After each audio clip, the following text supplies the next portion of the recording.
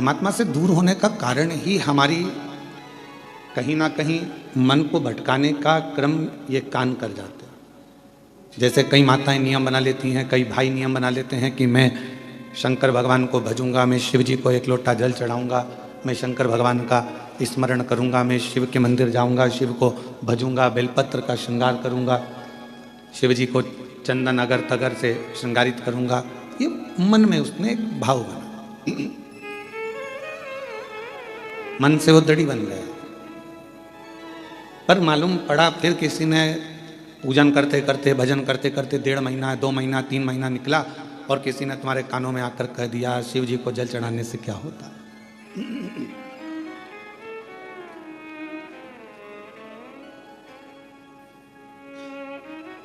आप तो गलत संगत में पड़े हुए हो,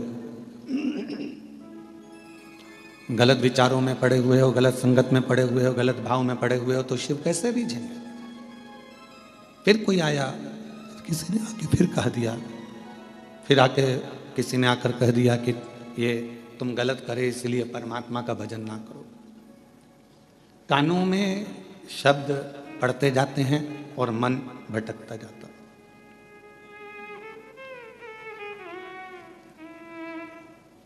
मन भटकता कब है? जब हम गलत लोगों की बातों में आ जाते हैं। हम गलत विचारों में जब पढ़ने लगते हैं, गलत सोचने लगते हैं, गलत सुनने लगते हैं, गलत श्रवण करने लगते हैं, गलत सुनने लगते हैं, गलत लोगों की संगत में आकर, गलत लोगों के विचारों में आकर हम परमात्मा की शरणागति छोड़ देते हैं। भगवान का भजन, भगवान की भक्ति हम छोड़ देते हैं। प्रभु मिलन में सुख है और प्रभु बिछड़न में दुख। जितना हम परमात्मा के करीब में जाते जाते हैं उतना उतना हमारे जीवन में लोग कहते हैं हम भगवान का इतना भजन करते हैं, हम इतना स्मरण करते हैं, हम इतनी पूजन करते हैं, हम इतनी आराधना करते हैं, हम इतना मंत्र जाप करते हैं, नाम जाप करते हैं, उसके बाद भी हमारी जिंदगी में दुख क्यों आता है?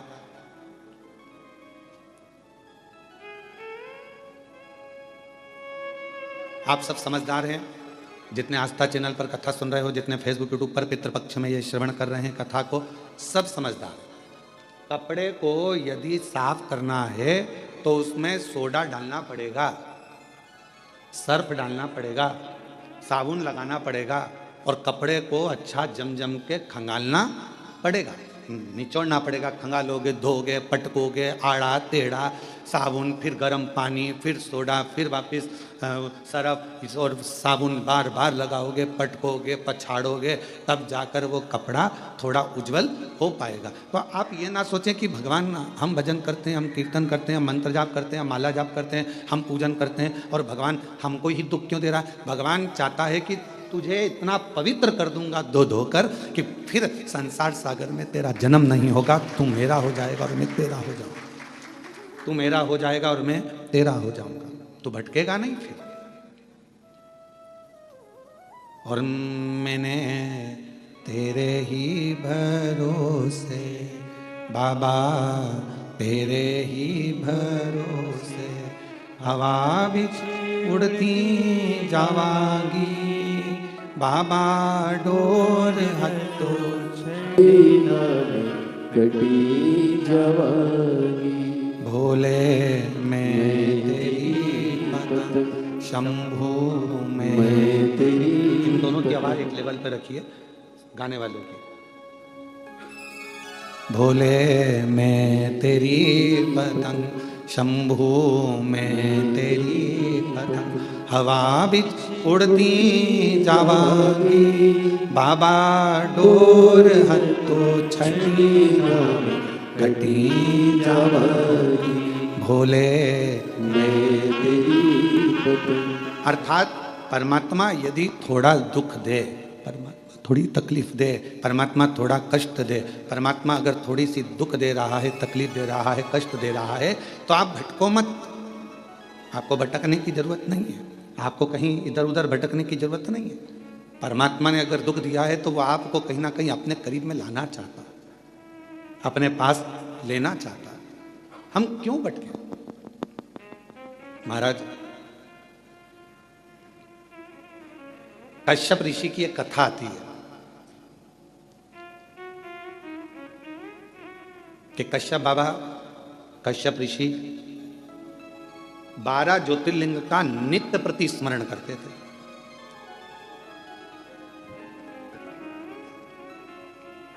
श्राद्ध पक्ष की कथा थोड़ा सावधानी से सुनिएगा। श्राद्ध पक्ष की कथा है, थोड़ा सावधानी पूर्वक स्मरण करिएगा और अपने जीवन में उतारने का प्रयास करिएगा। जितने भी आस्था चैनल पर सुन रहे हो, चाहे फेसबुक यूट्यूब पर सुन रहे हो, चाहे इस कथा के पंडाल में बैठकर सुन रहे हो, कश्यप बाबा 12 ज्योतिर्लिंग का स्मरण करते हैं। पर कभी उन्होंने अपनी जिंदगी में पार्थिव पूजन करा, हर बार 12 ज्योतिर्लिंग का स्मरण करा, पार्थिव पूजन करा, पर कभी उन्होंने 12वां ज्योतिर्लिंग नहीं बनाया। अर्थात 11 ज्योतिर्लिंग बनाते थे और 12 ज्योतिर्लिंग उसमें बनाते ही नहीं।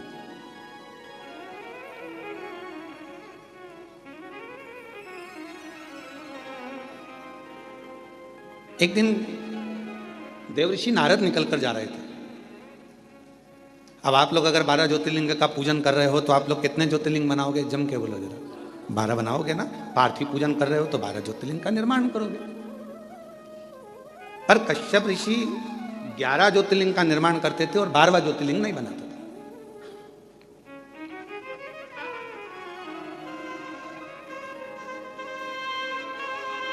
देवऋषि नारद का आगमन हुआ और देवऋषि नारद का आगमन हुआ और देवऋषि नारद ने आकर पूछा कि कश्यप बाबा, एक बात बताओ, आप जो ये ज्योतिर्लिंग का निर्माण करते हो, ज्योतिर्लिंग बनाते हो, तो इसमें 11 ज्योतिर्लिंग बनाते हो, 12वां ज्योतिर्लिंग क्यों नहीं बनाते? 12वां ज्योतिर्लिंग निर्माण क्यों नहीं करते? नारद जी पूछ पूछ कर थक गए, तो भी आखिरी तक कश्यप ऋषि ने यह नहीं बताया कि 12वां ज्योतिर्लिंग क्यों नहीं बनाते। 11 की पूजन करते, 12वां बनाते ही।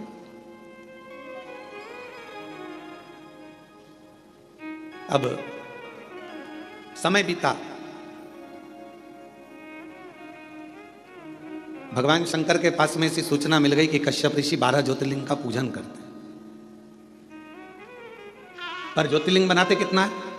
जम के बोलो जरा। 11। और पूजन कितने ज्योतिर्लिंग की कर रहे हैं? अच्छे से बोलो, आवाज नहीं आई। 12। तो जब 11 ज्योतिर्लिंग का आराधना कर रहे हैं, 11 ज्योतिर्लिंग का निर्माण कर रहे हैं, तो 12 ज्योतिर्लिंग का पूजन का फल कैसे मिले, कैसे प्राप्त हो? तब पार्वती जी एकदम रुष्ट होकर बैठ गई और पार्वती जी शिव जी की आराधना करने लगी। भोलेनाथ जी ने पूछा, पार्वती तुम रुष्ट क्यों? यहां पर एक लाइन बड़ी सुंदर आई है कि पार्वती जी रुष्ट होती हैं तो शिव जी की पूजन करती हैं।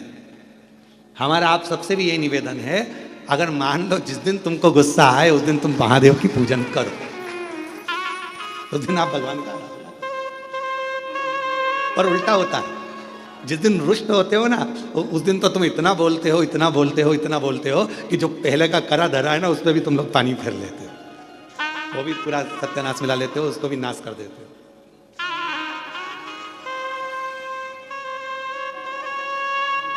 पार्वती जी अगर थोड़ी सी रुष्ट हुई हैं और माँ पार्वती जी अगर रुष्ट हुई हैं तो वो शिव जी की आराधना कर रही हैं, शंकर जी की आराधना कर रही हैं।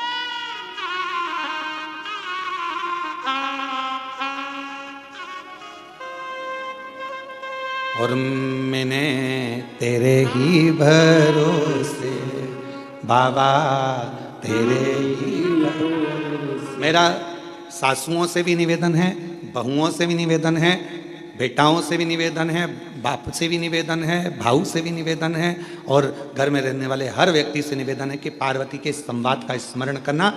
जब क्रोध आए कुछ नहीं करना, मुख चुप करना, एक लोटा जल उठाना और ले जाके देवाधिदेव महादेव पर चढ़ाना प्रारंभ करना। थोड़ी देर बैठना, हाथ में माला पकड़ना, नहीं पकड़ो तो प्रेम से मोबाइल को किनारे रखना और हृदय पर हाथ रखकर श्री शिवाय नमस्तुभ्यं, श्री शिवाय नमस्तुभ्यं, श्री शिवाय नमस्तुभ्यं, श्री शिवाय नमस्तुभ्यं। हृदय से अपने मन से भगवान को पुकारना प्रारंभ करो। भाव से पुकारो उसको। झगड़ा कर भी लोगे, सास अपशब्द कह देगी, बहू अपशब्द कह देगी, दोनों ने अपनी आड़ी टेढ़ी बातें कह दी, होगा क्या इसमें महाराज? इसमें एक दूसरे से संबंध दूर बनते चले जाएंगे, टूटते चले जाएंगे। इसलिए जितना मौन रहोगे, शांत रहोगे, उतने अपने जीवन का आनंद पाओगे, उतने अपने जीवन को प्रसन्नता के भाव में लेकर जाओ।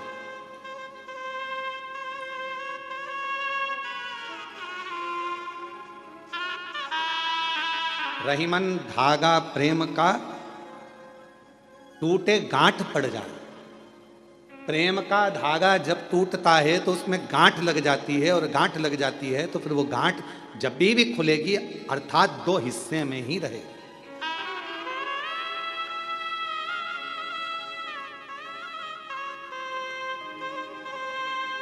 गन्ने का रस पिया है? जम के तो बोलो। महाराष्ट्र में गन्ना ही बोलते हैं, ईख बोलते हैं। ऊस? अच्छा अच्छा, वो मूस नहीं बोला। मराठी में उसको ऊस कहते हैं, तो जो हमारे उधर गन्ना कहते हैं, शुगर कहते हैं, है?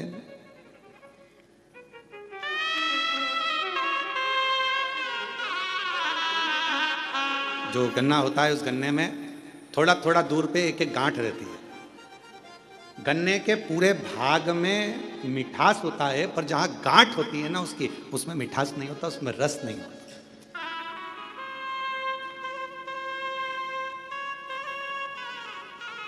पर शिव महापुराण की कथा कहती है गन्ने के ऊस के अंदर पूरे में रस है, पर जहां गांठ है वहां ना रस है ना उसमें मिठास है। पर एक बात याद रखो, जब कोई गन्ने के रस में बहुत डूब जाता है ना, तो उसको गांठ में भी रस आना प्रारंभ हो जाता है, और उसमें भी उसको मिठास का नजर आना। और जितने आप बैठे और हम भी बैठे हैं, हमने भी बचपन में खूब गन्ना छिल छिल कर खाया, पर जो गठान का छिलका था उसको खाते थे, जब गन्ने के रस में इतने डूब जाते थे कि उस गांठ में भी रस आना चालू हो जाता। और तुमने भी खाया होगा, ये पक्का। ऐसा हो नहीं सकता कि तुमने गांठ छिली हो और उसको मुंह में नहीं लिया, उसमें रस मिला। तो कहा यदि परिवार में एक दूसरे को मिलकर चलना है और उसमें अगर रस आ रहा है, तो फिर एक निवेदन है, कभी विवाद की, कभी द्वेष की अगर गांठ पड़ भी जाए तो उसको भुलाते हुए उस रस में डूबने का फिर प्रयास करना, और उस गठान को, उस गांठ को एक साइड पटकने का प्रयास करना। एक साइड परमात्मा की भक्ति में डूबो, परमात्मा के भजन में डूबो, स्मरण में डूबो। पार्वती जी रुष्ट हो गई, भगवान शंकर की पूजन करने बैठ गए, और कहते हैं जितनी रुष्टता में भगवान का भजन हो पाता है, उतनी एकाग्रता जब रूठने के बाद जब आप लड़ाई कर लेते हो, एकदम तुम देखना बहुत तेज सुनामी लहरें चली, बहुत तेज बारिश हुई, खूब तेज हवा चली, एकदम बवंडर मचा, और उसके बाद जो शांति होती है, इतनी शांति कि लगता है अभी थोड़ी देर पहले तो हमने देखा था कितना बवंडर था, इतना विवाद था, और अब एकदम शांति हो, एकदम शांति। इतना शांति कैसे हो सकता है? तो जब विवाद छिड़ जाए, बहुत क्लेश हो जाए, बहुत अशांति हो जाए घर में, मान लो किसी कारणवश अगर विवाद हो जाए, तो मेरा निवेदन है टूटना नहीं, एक दूसरे से अलग मत जाना, बल्कि साथ रहना। तुम उसको समझना, वो तुम्हें समझेगा, और एक दूसरे से साझा बनाकर ये गन्ने के रस जैसा उसका आनंद लेते हुए आगे बढ़ते चले जाना, उसमें क्लेश ना हो। और मत बुरे कर्म कर बंदे, वरना पछताएगा, भगवान की आंखों से तू बच नहीं पाएगा, तू बच नहीं पाएगा। अरे ओ अज्ञानी मत कर नादानी, अरे ओ अज्ञानी मत कर नादानी, तेरे कर्म का फल भी तू ही पाएगा, जैसा किया तूने तेरे आगे आएगा। मत बुरे कर्म कर बंदे, वरना पछताएगा, भगवान की आंखों से तू बच नहीं पाएगा, तू बच नहीं पाएगा। आप कर्म करते चलो। आज का व्यक्ति कैसा है? तो कहा आज का व्यक्ति यह सोचता है कि मैं काम कम करूं और फल ज्यादा मिले।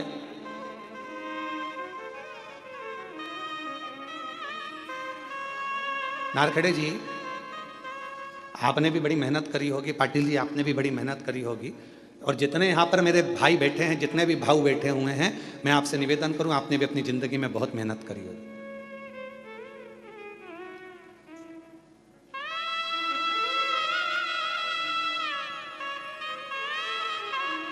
खूब मेहनत करी,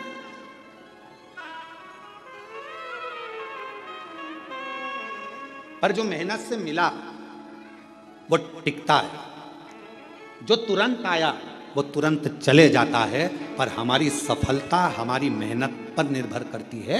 जब हम बहुत परिश्रम करते हैं, मेहनत करते हैं, तो हमारे घर में जो आता है वो हमको थोड़ा समय टिकता है, रुकता है। जो अचानक आया अचानक चले गया वो फिर टिकेगा नहीं।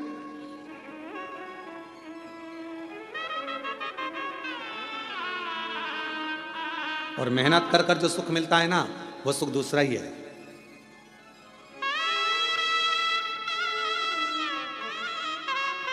जब हम छोटे थे तो 2 रुपए की किराए की साइकिल मिलती थी, इतनी बड़ी छोटी सी। तुम्हारे यहाँ भी मिलती होगी, ऐसा नहीं है, तुमने भी चलाई होगी।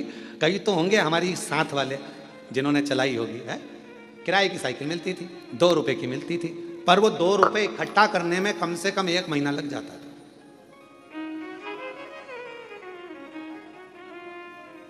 हितेश, तेरे को तो मालूम ही नहीं होगा बेटा, मालूम है कितना?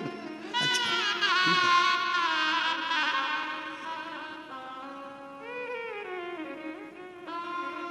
वो 2 रुपए इकट्ठे करने में 1 महीना टूट जाता था।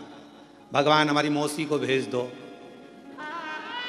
भगवान हमारे मामा को भेज दो, भगवान हमारी बुआ को भेज दो।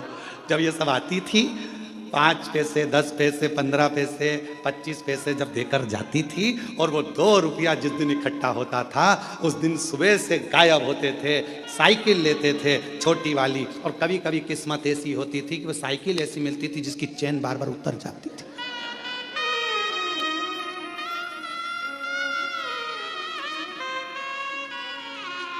और साइकिल लेके अब बताओ, साइकिल वाले की साइकिल दम अपनी लग रही है, मेहनत अपनी हो रही है, घूम अपन रहे हैं, और सब देख रहे हैं, और यहाँ भगा वहाँ भगा, हाँप रहे, और वो टाइम देख रहे हैं, 5 बजे देना है वापस। 5 बजे ही निकल पहुँचते थे, बिल्कुल लगे लगाए समय पर, एकदम 5 बजने वाला है तब अपन पहुँच के वो साइकिल देकर आते थे। तब तक पूरे थक जाते थे, एकदम चला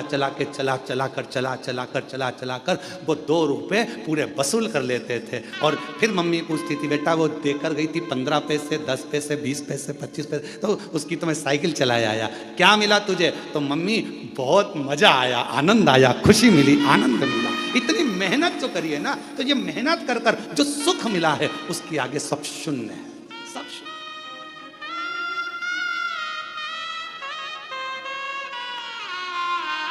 उसके आगे सब शून्य है।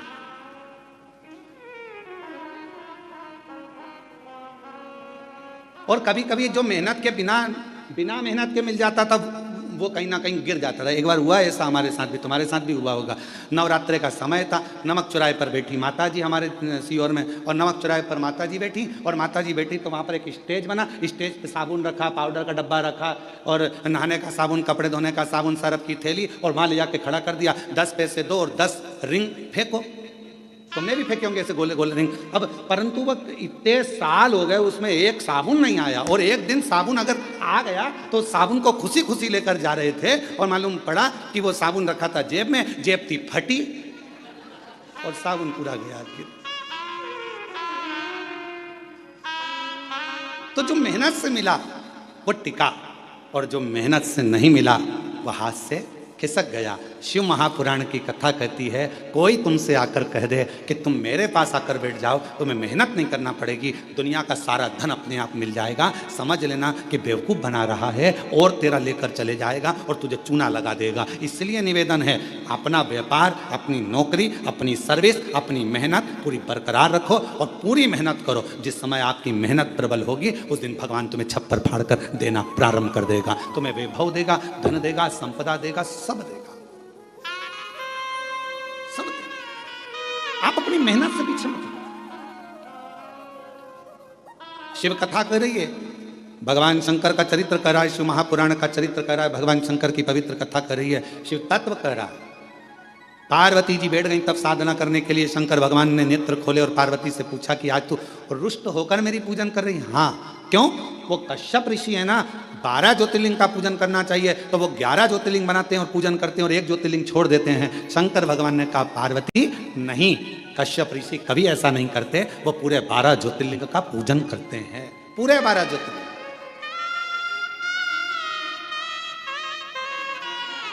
चलो जरा देख के आओ। पार्वती जी ने शिव जी को लिया साथ और चलो जरा देखो, मैं बताती हूँ तुमको 11 ज्योतिर्लिंग बने। और कश्यप ऋषि का रोज का नियम था, ज्योतिर्लिंग बनाते वो पूजन करते, पार्थिव लिंग। चलो अभी दिखाती हूँ। और ले गए, जो सामने देखे तो 11 ज्योतिर्लिंग बने थे। शिव जी को पार्वती जी करेंगे, देखो 1 2 3 4 5 6 7 8 9 10 और 11। अब शंकर भगवान बोले, अभी रुक मैं गिन के बताता हूँ, देख 1 2 3 4 5 6 7 8 9 10 11 12। पार्वती जी बोली, क्यों मुझे पागल बना रहे हो प्रभु? अब तुम तो शिव जी हो ना, तो तुम अपने आप को क्यों गिन रहे हो? तो भगवान शंकर बोले, 12 ज्योतिर्लिंग की पूजन कर रहा है। पूछो कश्यप ऋषि से। बाबा कश्यप ऋषि के सामने प्रकट हो गए। कश्यप बाबा ने देखा, आज तो भगवान प्रकट हो गए। जब जब ये उलझन होती है ना, जब जब झगड़ा होता है, जब जब कोई विवाद उत्पन्न होता है, जब जब कोई क्वेश्चन आता है, जब जब कोई प्रश्न आता है, जब जब कोई बवाल मचता है, समझ लेना उसमें कोई ना कोई मंथन होकर कुछ निर्णय निकलने वाला है।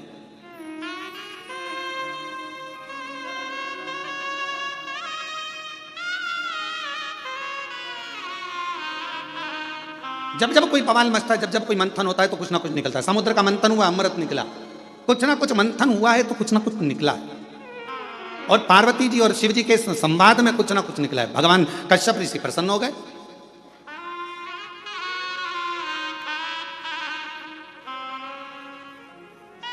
और मंथन में कुछ ना कुछ निकलना जरूरी भी है। एक प्रसंग बड़ा सुंदर है महाराज जी।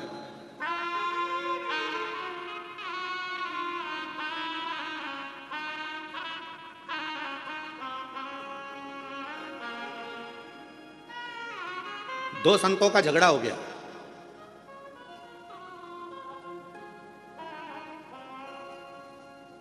और आपस में दोनों झगड़ लिए। अब दोनों झगड़ लिए तो एक था राम जी का भक्त और एक था हनुमान जी का भक्त, और दोनों में छिड़ गया विवाद। हनुमान जी ने राम जी से कहा, प्रभु दो संत लड़ रहे हैं आपस में, अब तुम क्या कहोगे? राम जी बोले, कहना क्या है, अब इन दोनों को प्रमाणित करने के लिए अपन दोनों को जाना पड़ेगा। जब जब संत झगड़ते हैं, साधु झगड़ते हैं, सन्यासी झगड़ते हैं, तपस्वी झगड़ते हैं आपस में, जब कोई भगवत प्रेमी आपस में झगड़ते हैं तो उसका निर्णय करने के लिए स्वयं परमात्मा को बीच में आना पड़ता है और परमात्मा को निर्णय करना पड़ता है।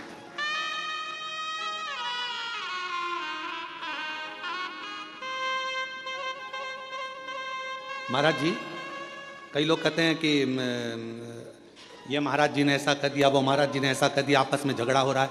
हम कहते हैं झगड़ा नहीं हो रहा है, कुछ परमात्मा ने लीला रची है, और परमात्मा ने लीला रची है तो वो जनमानस के सामने उसको कहीं ना कुछ संतों के माध्यम से लाना चाहता है।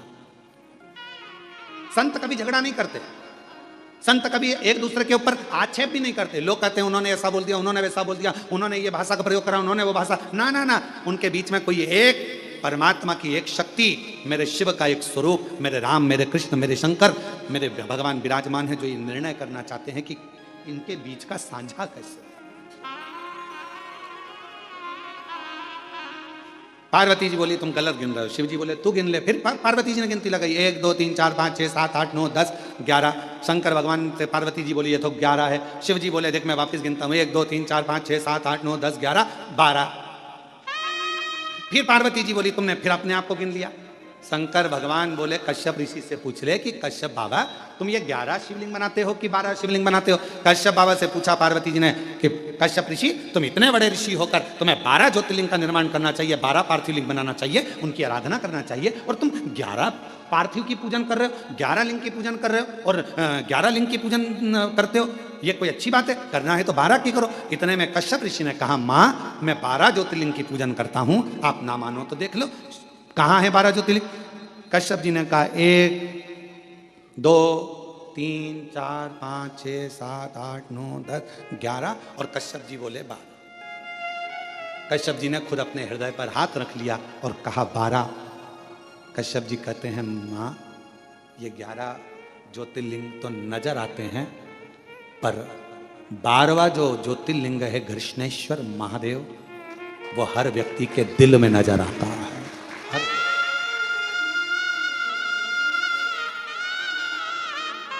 हर व्यक्ति के हृदय में।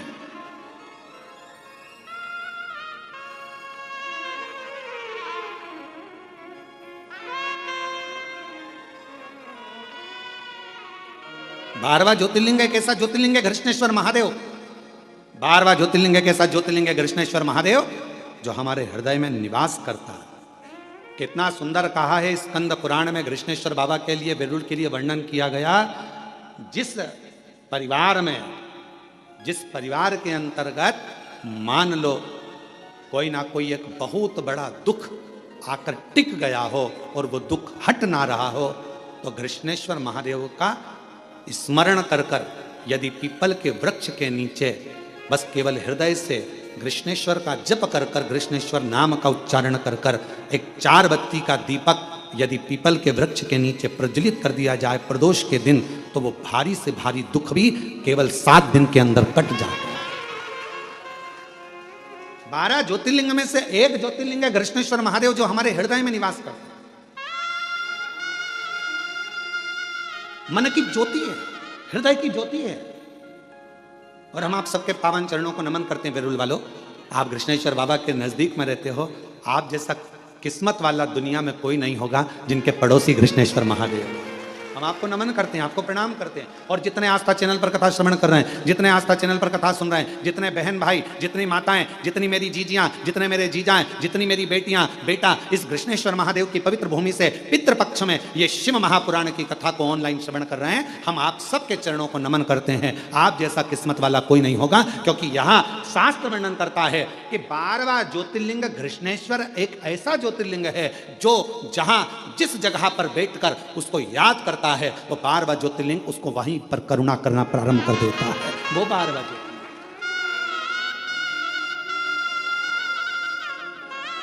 वो 12वां ज्योतिर्लिंग कृष्णेश्वर महादेव।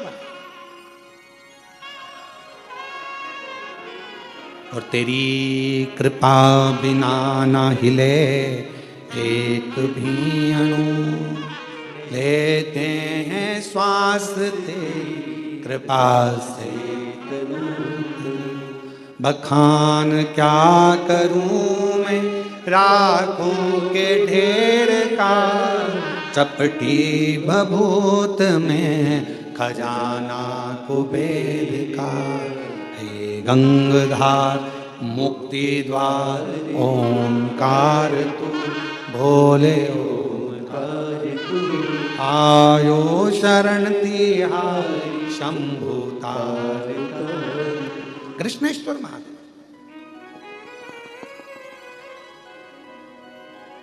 शिव जी का दर्शन हो गया। विवाद किसका छिड़ा था? पार्वती और शंकर भगवान का। और दर्शन किसको हो गया? कश्यप ऋषि।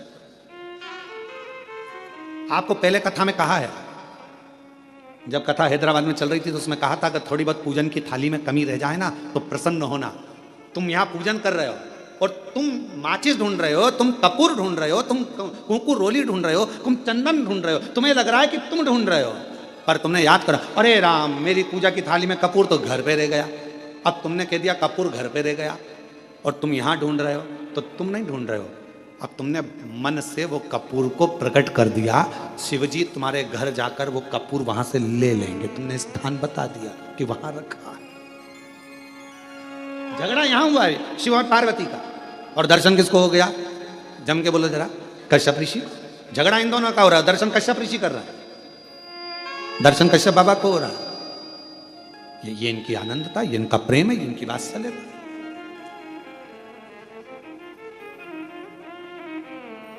महाराज कृष्णेश्वर बाबा का एक सुंदर भाव व्यक्त किया है महाराज स्कंद पुराण के अंतर्गत। भाव से अपन उसको पढ़ें, स्मरण करें। शिव महापुराण में कृष्णेश्वर बाबा की जो कथा का वर्णन किया उसका भी स्मरण करें। किसी भी स्थान पर कभी भी कहीं पर भी यदि शरीर में हाथ में कंपन हो रहा है, पांव चलते नहीं बन रहा है, शरीर हाफ ज़्यादा भरा रही है, खूब ज़्यादा शरीर चल नहीं पाता, थोड़ी थोड़ी देर में हापड़ी भरा जाती है, हाँप भरा जाती है, या पीछे से रीढ़ की हड्डी दुखना प्रारंभ हो जाती है, तो उसके लिए सरसों के फूल 108। काय के फूल? सरसों जानते हो सब लोग? सरसों के फूल 108 भगवान शंकर के मंदिर में कृष्णेश्वर महादेव का नाम लेकर 108 सरसों के फूल एक एक कर कर कृष्णेश्वर बाबा को समर्पित कर दो। उसी फूल को उठाकर नंदी जो मंदिर में है उसका पीठ का ऊपर का एक भाग होगा, नंदी के पीठ पर अग्र भाग ऊपर का होता है, उस भाग को वो 108 सरसों के फूल छुआ दो और उसको लेकर घर पर आ जाओ, उसको सूखने डाल दो। सूखने के बाद वो सरसों के फूल का थोड़ा थोड़ा सा भाग सुबह के समय पर खाली पेट जरा सा भाग रोज खाना प्रारंभ करो। 21 दिन तक 20 दिन तक अगर आपने रोज खाया, आपके हाथ का कंपन और जो चलने में आपको हाथ भरा रही है वो, और रीढ़ की जो हड्डी दुख रही है उसमें धीरे धीरे अंतर आना अपने आप प्रारंभ हो जाएगा। कृष्णेश्वर महादेव का स्मरण, कृष्णेश्वर बाबा फिर कहेंगे कश्यप बाबा 11 ज्योतिर्लिंग का निर्माण करते हैं, 12वां ज्योतिर्लिंग नहीं बनाते हैं। क्यों? क्योंकि 12वां ज्योतिर्लिंग कश्यप बाबा कहते हैं ये मेरा दिल, ये मेरा हृदय, ये मेरा चित्त, ये मेरा मन, ये मेरे हृदय की जो एक बिंदु है, यही मेरा 12वां ज्योतिर्लिंग है। शिवजी प्रसन्न हो गए।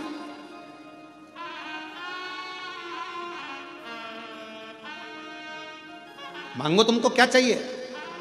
पार्वती जी बोली अपन तो झगड़ा कर आए थे और आप कश्यप ऋषि को वर देने लगे। शिव जी कहने लगे अब मेरा दर्शन हुआ है तो कुछ ना कुछ तो देना पड़ेगा। पार्वती जी बोलती ऐसा होता है क्या? शंकर भगवान बोले सुन पार्वती, ये मेरी रीति है, अगर कोई संसार का मनुष्य मेरे दरवाजे पर, मेरे मंदिर में, मेरे देवालय में आकर अगर 1 लोटा जल रोज चढ़ाएगा तो मुझे रोज उसको कुछ ना कुछ देना ही पड़ेगा, ये नीति है। जैसे बेटी का बाप, बेटी का बाप क्या है? बेटी का बाप अगर बेटी रोज अपने पिता के घर जाएगी या बाप अपनी बेटी से मिलने जाएगा तो कुछ ना कुछ तो उसको देना पड़ेगा ही। भले पिताजी का घर पास में, रोज बेटी आती जाती है, भले पास में क्यों ना, माँ बोल देगी बेटा तो पास में, आज एक काम करना, मैं तेरे को हलवा बना के भेज दूँ, सीरा बना के भेज दूँ। कभी कुछ कहेगी बेटा मम्मी मेरे को जरूरत नहीं है, नहीं मैं तो भेजूंगी। माँ है ना, बाप है ना, उसका भाव उत्पन्न हो जाता, मैं तो भेजूंगी। अब कोई कहे तुम मम्मी मैं बना लूंगी ना, सब कर लूंगी ना, तुम मत भेज, नहीं मैं तो भेजूंगी चाहे। और अगर वो सीरा नहीं भेजेगी तो देख लेगी बाजार में अच्छी सब्जी आ रही है, बाजार में खरीद के ले आएगी और वो सब्जी भेज देगी। भले हरा धना भेज दे, मिर्ची भेज दे, पर कुछ ना कुछ भेजे। रोज अगर बेटी अपने माँ बाप से मिल रही है तो माँ बाप उस बेटी को जरूर देंगे, और माँ बाप अगर बेटी से मिल रहे हैं तो जरूर देंगे। उसी तरह मेरा शंकर सबका बाप है, पिता है। जब हम रोज जाते हैं तो वो रोज कुछ ना कुछ हमको देता जरूर। आप शिव जी को क्या मानती हो? अपना पिता, अपना बाबुल, अपना बाप, पिता। और कुबेरेश्वर धाम क्या है आपका? मायका। कुबेरेश्वर धाम क्या है? मायका। मायका क्यों कहा गया? जो कुबेरेश्वर बाबा की धरा पर आता है, कुबेर भंडारी के दरवाजे पर आता है, कुबेरेश्वर धाम पर आता है और दिल से जो मांगता है मेरा कुबेर भंडारी उसको दे देता है, फिर वो वापस आता है, क्योंकि वो उसका मायका। पर पूर्ण समर्पण के साथ जाओ, वहां तुम्हारी किसी से पहचान नहीं।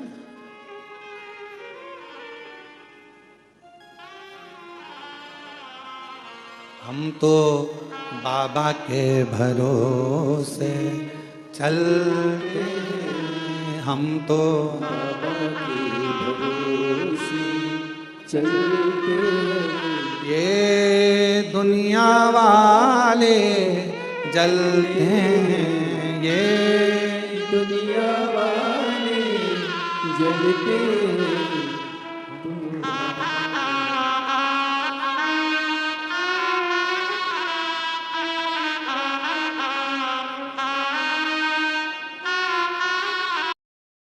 बाबा के चलते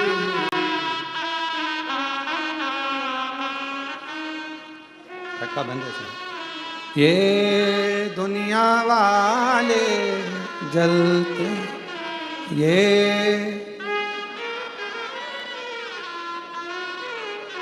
हम तो बाबा के चलते हैं, हम तो बाबा के चलते डमरू वाले के भरोसे चलते हैं डमरू वाले के भरोसे चलते हैं हम तो चलते हैं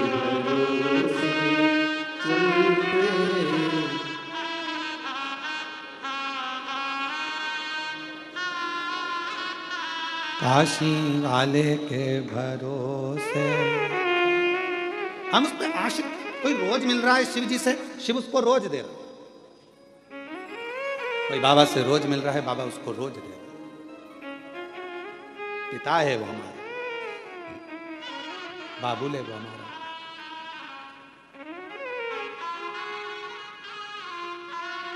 भोले ने हमको चलना सिखाया, बाबा ने हमको चलना सिखाया, सब भक्तों से मिलना सिखाया, सब भक्तों से मिलना सिखाया।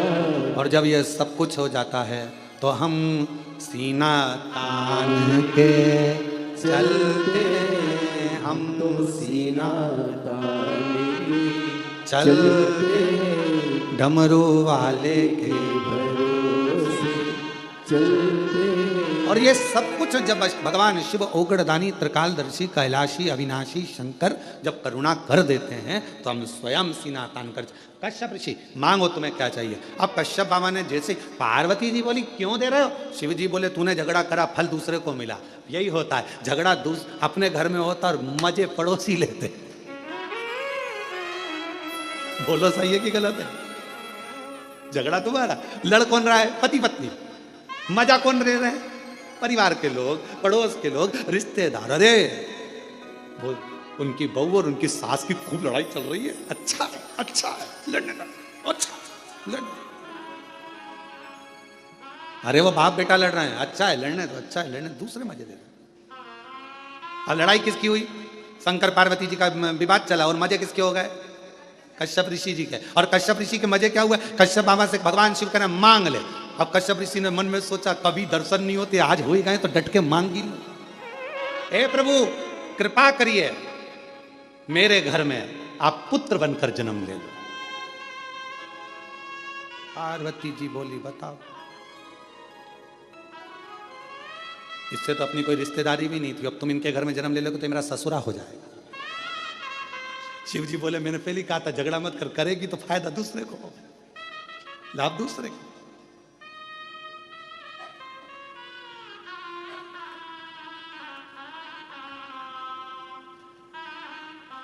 एक घर में एक सास और बहू थे, बहुत बहुत उन दोनों का आपस में बनता नहीं था, बिल्कुल नहीं बनती थी। और बनती नहीं तो उनके यहाँ सबसे ज्यादा झगड़ा सास बहू का होता तो फायदा दूसरे का होता। अभी देखो फायदा कैसे होता। एक महाराज भिक्षा मांगने गए, माता भिक्षाम देगी, माता भिक्षाम दे। इतने में बहू आई, बहू ने आकर एक कटोरी आटा दान दे दिया। महाराज निकल के जा रहे तो इतने वहीं से उसकी सास आ गई, ए बाबा इधर आ, कहां से मांग के ला रहा है, तुम्हारी घर गया था, कौन मिला, बहू, क्या दिया, एक कटोरी आटा। वो कौन होती है देने वाली, चल मेरे साथ चल, मेरे साथ चल। वो बस एक कटोरी, मेरा घर है, मेरी प्रॉपर्टी है, मेरा मन, चल मेरे साथ। और अंदर गई और 4 कटोरी आटा लाके महाराज को दे दिया। फायदा किसका, दूसरे का। अब एक दिन सास अंदर थी और महाराज आए, माता भिक्षाम देही। सास ने कहा कि रोज रोज आ जाता है, नहीं देना, आज नहीं दूंगी, जा। इतने में वो महाराज चल दिया। सामने से बहू पानी लेकर आ रही थी, हंडा मटके। उसने पूछा महाराज जी कहाँ से आ रहे हो, तुम्हारे घर से आ रहे हैं। मिल गया, कुछ नहीं मिला, तुम्हारी सास ने कचूरा दिया, कुछ नहीं दिया, चलो मेरे साथ आओ जरा, आओ आओ जरा। वो कौन होती है मना करने वाली? जब मेरा पति कमा रहा है तो मैं दूंगी, चल। और गई अंदर, और अंदर जाके आधा किलो चावल, आधा किलो चने की दाल सब बांध के लिया और आटा वाटा सब लाके दे दिया। ले, फायदा किसका? महाराज का। झगड़ा कौन कर रही? सास बहू, और फायदा दूसरे। हमारा निवेदन एक बहुत बहुत आप लोगों से है, आपस में पास में अगर व्यापार चल रहा है, पास में दुकान चल रही है, भाई की दुकान चल रही है, परिवार वाले की दुकान चल रही है, निवेदन है झगड़ा मत करना व्यापार में, झगड़ा मत करना परिवार में। क्यों? तुम्हारे झगड़े के चक्कर में तुम्हारे ग्राहक कटकर दूसरी जगह चले जाएंगे और दूसरी जगह पहुंच जाएंगे। ना तेरे हाथ में खीर लगेगी, ना इसके हाथ में खीर लगेगी। कम से कम आज इसके यहां से ले रहा है तो कल तेरे दरवाजे पर जरूर आएगा, ये विश्वास रखना। एक दूसरे में विवाद स्पर्धा नहीं करना है, विवाद नहीं करना।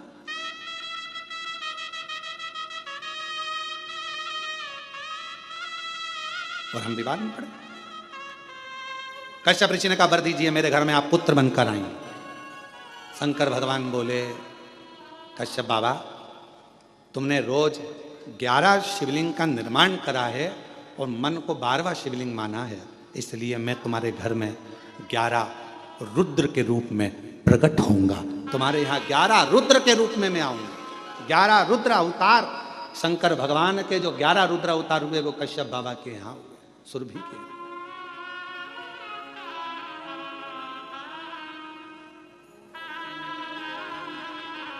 मैं तुम्हारे यहाँ प्रकट होऊंगा। शिव पुराण कहती है, संसार का मनुष्य यदि एक बार भी पार्थिव लिंग का निर्माण कर कर पूजन करता है तो उसको फल बहुत मिलता है। महाराज फल जरूर मिलता है। पार्थिव पूजन कुछ ना करिए, केवल एक घर के बगीचे में, घर के गमले में अगर मिट्टी है तो उसको ऊंचा कर कर शिवलिंग वहीं बनाकर वहीं जल चढ़ाना प्रारंभ कर दो, उसका फल मिलेगा, उसका लाभ जरूर। पर निवेदन है केवल दिखावे से, मन की शुद्धता है, मन के भाव।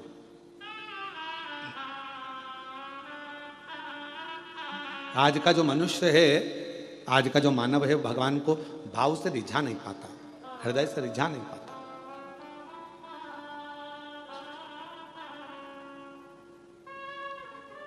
जैसे उत्तानपाद की श्रीमद् भागवत में वर्णन आता है कि राजा उत्तानपाद की 2 पत्नियां थी, एक सुनीति एक सुरुचि। एक नीति का पथ दर्शाती है और दूसरी रुचि का पथ दर्शाती है। राजा की पहली पत्नी थी सुनीति, दूसरी पत्नी सुरुचि। एक नीति को दर्शा रही है, एक रुचि को दर्शा रही है। उसी तरह हमारे 2 मन है, हमारी 2 आकांक्षाएं, हमारी 2 इच्छाएं, हमारे 2 विचार हैं। एक मन कहता है भगवान के भजन में जाओ, दूसरा मन कहता है कि अभी थोड़ी देर से चाय पीने के बाद जाओ।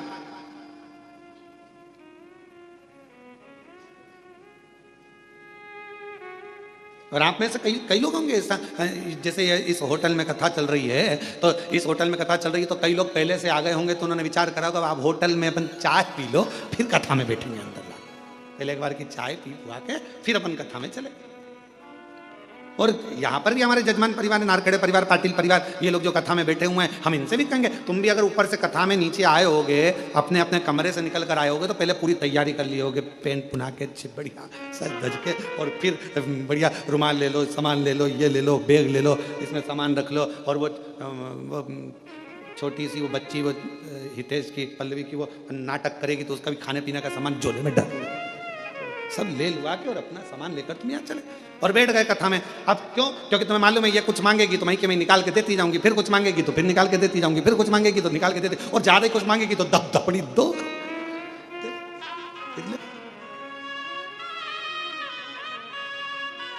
और महाराज कथा कर रही है कि भगवत भजन में पूर्ण समर्पण के साथ दिखावा नहीं चाहिए, बस समर्पण पूरा चाहिए। शंभो शरणे पड़ी मांगू घड़ी रे, दुख काटू दया, सब बोलो दर्शन। अभी कथा चालू हुई, उसके पहले चंद्र ग्रहण पड़ा। बोलो पड़ा कि नहीं पड़ा? अरे जम के तो बोलो पड़ा ना। ग्रहण कब पड़ा? दो ग्रहों के बीच में कोई तीसरा फंस गया तो ग्रहण पड़ा। तो केवल ऊपर ग्रहण नहीं पड़ता, नीचे भी पड़ता है। पति पत्नी के बीच में कोई तीसरा फंसने लगे तो समझ लो ग्रहण लगने वाला है। भाई भाई के बीच में कोई तीसरा फंसने लगे तो समझ लो ग्रहण लगने वाला है। रिश्ते नातों के बीच में कोई तीसरा फंसने लगे तो समझ लो ग्रहण लगने वाला है। संबंधों में भी ग्रहण लगता है। ऐसा नहीं कि ग्रहण केवल ग्रहों का लगता है, संबंधों में भी ग्रहण लगता है। आप आपस में अच्छे से रह रहे हो, दोनों बढ़िया रह रहे हो, व्यवहारिकता अच्छी है, दोनों का काम धाम अच्छा है, तुम अपना काम कर रहे हो, वो अपना काम कर रहे हो, और बीच में मालूम पड़े किसी ने आकर अड़चन उत्पन्न करना प्रारंभ कर दिया, किसी ने बीच में टांग अड़ाना प्रारंभ कर दिया, समझ लो तुम्हारी रिश्तेदारी में, तुम्हारे संबंधों में, तुम्हारे स्नेह में, तुम्हारे प्यार में ग्रहण पड़ने वाला है। और वो ग्रहण तुम्हारे परिवार, जैसे ग्रहण लगता है तो सब बंद हो जाता है, मंदिर के द्वार भी बंद हो जाते हैं, लोगों को नहाना पड़ जाता है। आखिर में यही होता है कि जब दो प्रेम के बीच में, स्नेह के बीच में, रिश्ते के बीच में जब कोई तीसरा ग्रहण लगाने वाला आ जाता है तो एक ना एक दिन फिर वो ग्रहण सब कुछ समाप्त कर देता है। फिर आखिरी में तो स्नान ही रह जाता है, स्नान ही रह। क्यों घुसने दो बीच में, क्यों प्रवेश करने दो बीच में उसको? कोई आए सिखाने के लिए नहीं भैया, मेरी सास अच्छी है, हम बहू हैं, बहू अच्छी, मेरा परिवार अच्छा, मेरे बेटे अच्छे, मेरी बहू अच्छी, मेरा बेटा अच्छा, मेरे रिश्तेदार अच्छे, मेरे नातेदार अच्छे, सब अच्छे, बुरा कोई नहीं है संसार में। बुरा थोड़ी सी देर का समय होता है जो ये निकल जाता है, फिर वापस घड़ी अच्छी आ जाती है। समय का इंतजार थोड़ा करो और समझ से जियो। समय और समझ, परमात्मा ये दोनों चीज देता है। समय पर अगर समझ आ गई तो तुम्हारी जिंदगी बन गई, और अगर समझ आई और समय निकल गया तो वो जिंदगी बेकार हो गई। समय पर समझ आना चाहिए तो जीवन ठीक है।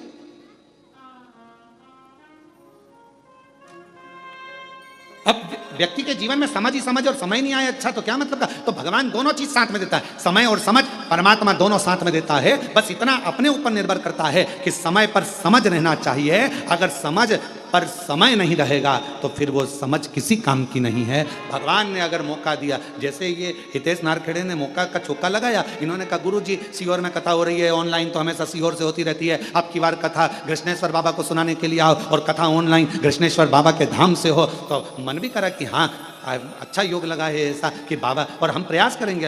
हितेश तुमने अच्छी प्रेरणा दे दी इस चीज़ के लिए। हम प्रयास करेंगे कि अब जब भी कोई कथा इधर उधर हुई और कैंसिल हुई और वो मालूम पड़े ऑनलाइन हुई, तो हम प्रयास करेंगे कि 12 ज्योतिर्लिंग में एक ज्योतिर्लिंग में जाके कर दिया करेंगे, कोई जजमान को पकड़ कर। ऐसे किसी जजमान को पकड़ लिया करेंगे और कह दिया करेंगे 50 आदमी तुम्हारे आओ, आराम से अपने कमरे लो और एक हॉल करो और उसमें बैठकर ऑनलाइन और सब आस्था चैनल पर कथा श्रवण करें और अपने जीवन को सार्थक बनाए। ऐसा अच्छी प्रेरणा दी आपने, है बहुत अच्छी। 12 ज्योतिर्लिंग के ज्योतिर्लिंग हो जाएंगे और कथा का आनंद हो जाए। अब यहाँ जितनी बैठी है ना सब तैयारी में लग गई है। महाराज अब ना छोड़ेंगे, अब रुको तुम, अगला हम पकड़ते तुमको त्रंबक आंदो ऑनलाइन।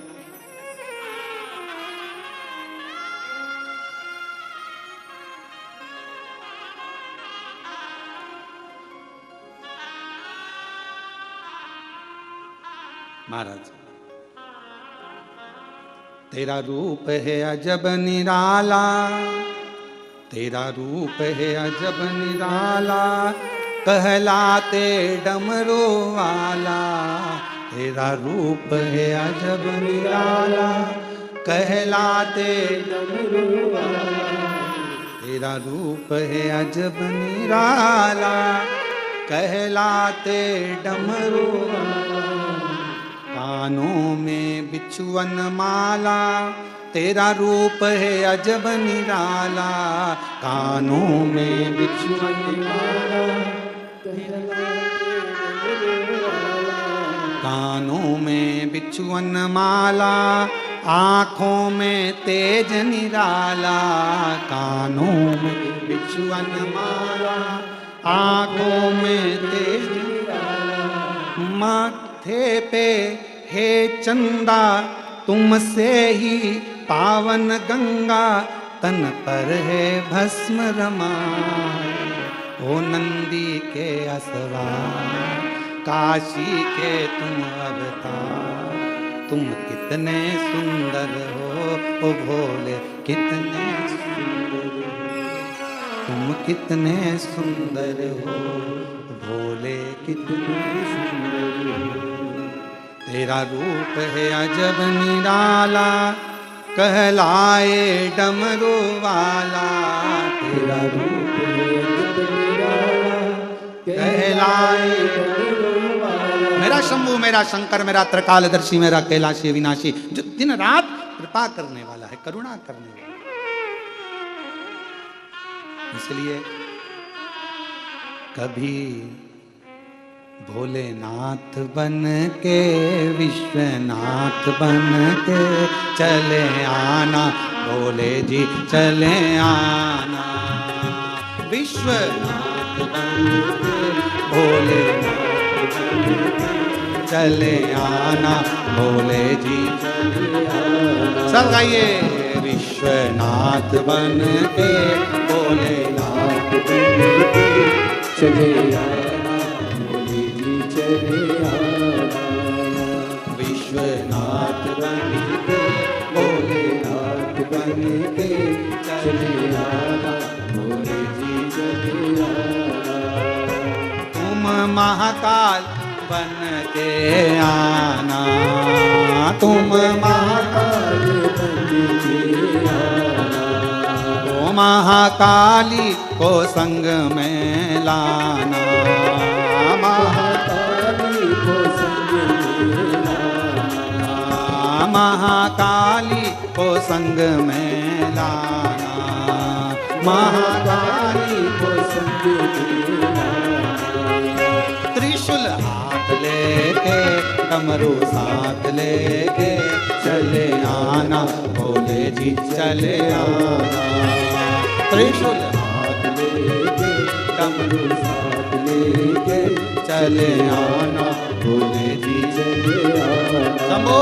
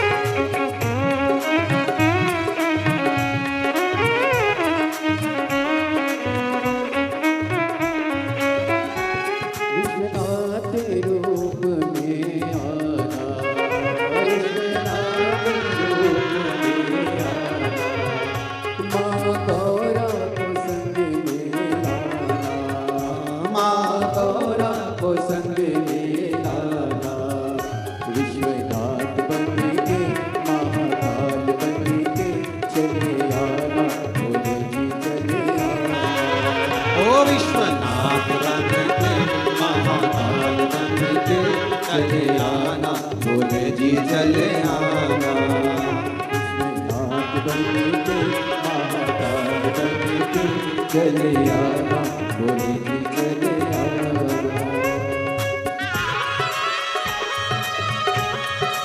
शंभो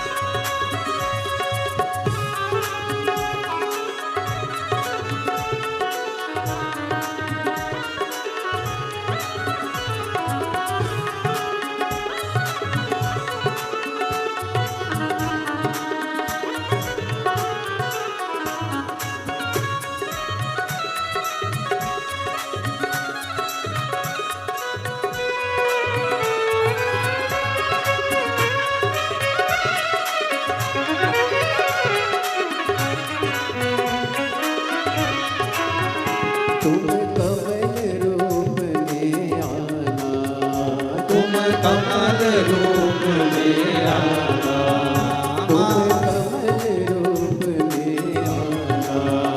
तुम कमल रूप में आना, माँ कमला को संग में लाना, ओ माँ कमला को संग में लाना। त्रिशूल हाथ लेके डमरू साथ लेके चले आना, भोले जी चले आना। त्रिशूल हाथ लेके डमरू साथ लेके चले आना, भोले जी चले आना। विश्वनाथ बन के महाकाल बन के चले आना, भोले जी चले आना। महाकाल बन के विश्वनाथ बन के चले आना, भोले जी चले आना। जय हो।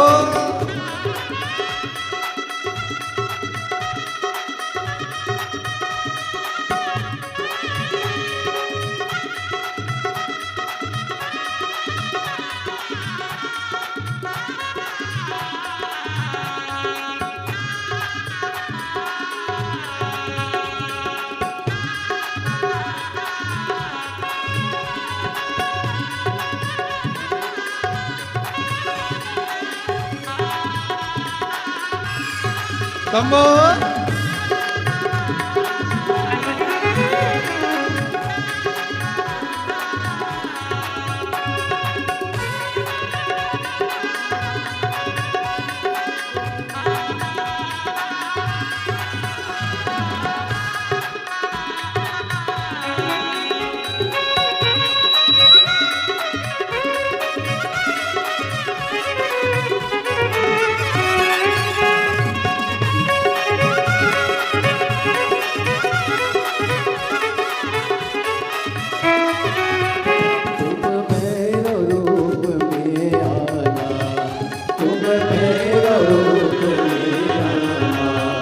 माँ भैरवी को संग में लाना, माँ भैरवी को संग में लाना। ओ तुम भैरव रूप में आना, तुम भैरव रूप में आना।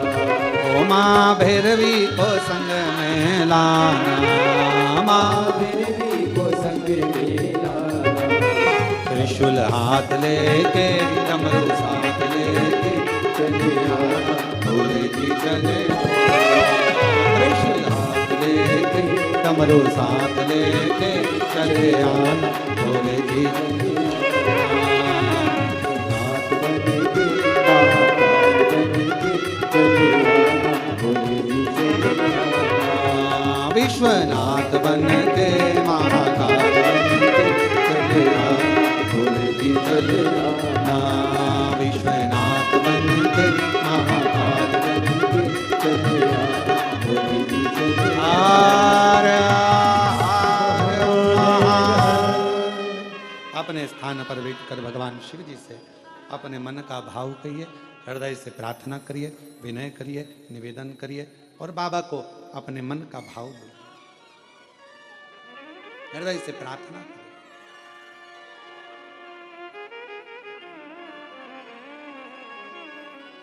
जहां जगह मिले वहां बैठकर दिल से बाबा को अपने मन का भाव कहिए, प्रार्थना करिए, विनय करिए, विनती करिए, निवेदन करिए। साथ में सभी लोग बोलें,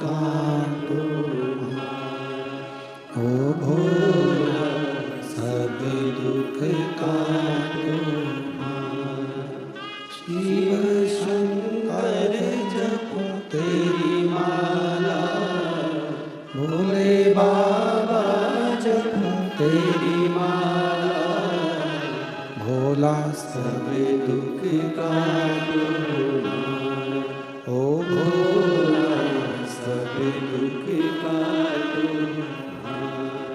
देश है मंगल मंगलकारी, देश है मंगल मंगलकारी।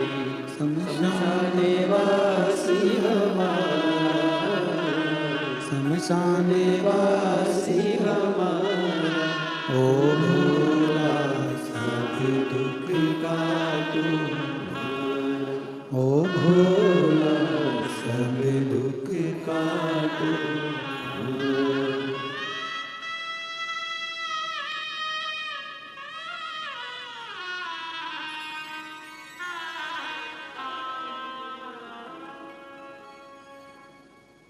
बाबा देवादिदेव महादेव भगवान शिव गर्दानी त्रिकालदर्शी कैलाशी विनाशी भगवान शंकर का पवित्र चरित्र कह रहा है। शिव महापुराण की कथा वर्णन कर रही है। भगवान का पवित्र चरित्र कह रहा है।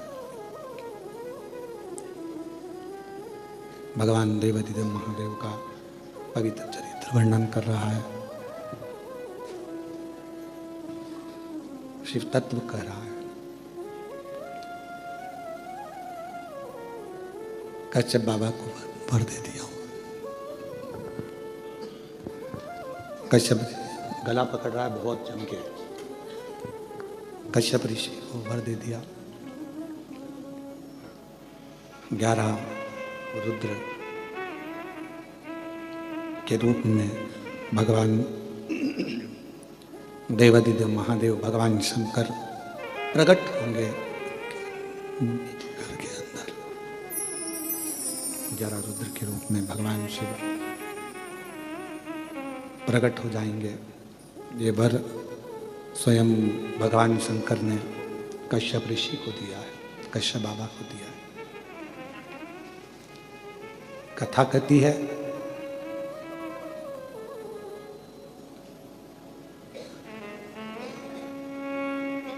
जैसे भगवान ब्रह्मा जी और भगवान विष्णु जी के झगड़े में श्रेष्ठ कौन के झगड़े में भगवान शंकर का प्रथम शिवलिंग पृथ्वी पर प्रकट हो गया था।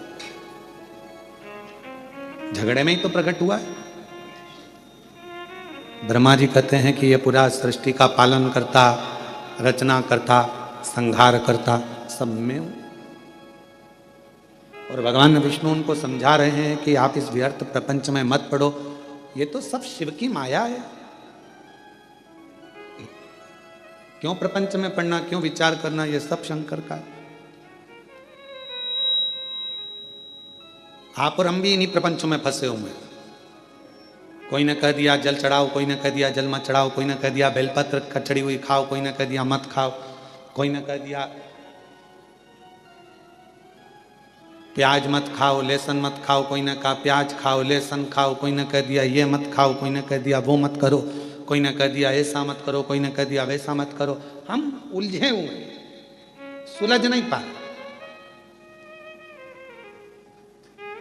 सुलझोगे कब? जब स्वयं के दिल की मानोगे। जब तक दूसरे की मानोगे, दूसरे की सुनोगे, दूसरे की कहना मानोगे, तब तक हमारा घर फूटता चले जाएगा, टूटता चले जाएगा। और जिस दिन हमने अपनी खुद की सुनना प्रारंभ कर दी, उस दिन तुम्हारे घर को कोई नहीं तोड़ सकता। तुम्हारे घर की एकजुटता बढ़ती चली जाएगी। हम दूसरे की सुन रहे, हम स्वयं भीतर की नहीं सुन पाए।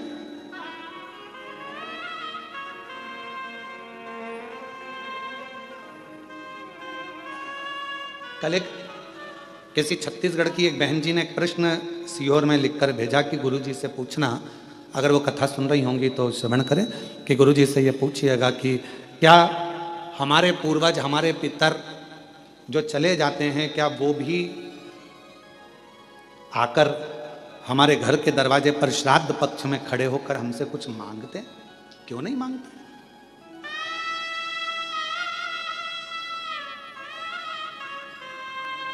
बस रूप बदला हुआ, स्वरूप बदला हुआ है।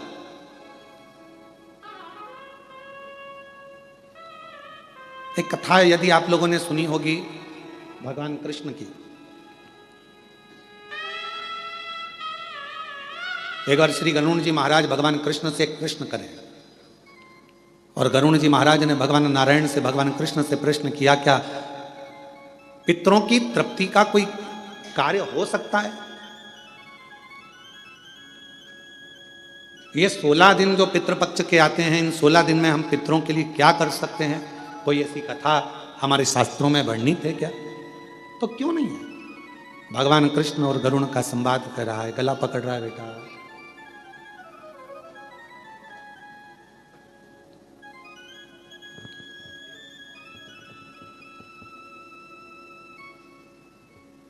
भगवान कृष्ण और गरुण का संवाद करता है, भगवान कृष्ण और गरुण का संवाद वर्णन कर रहा है, कह रहा है क्या ऐसा कोई चरित्र हमारे जीवन में होता है?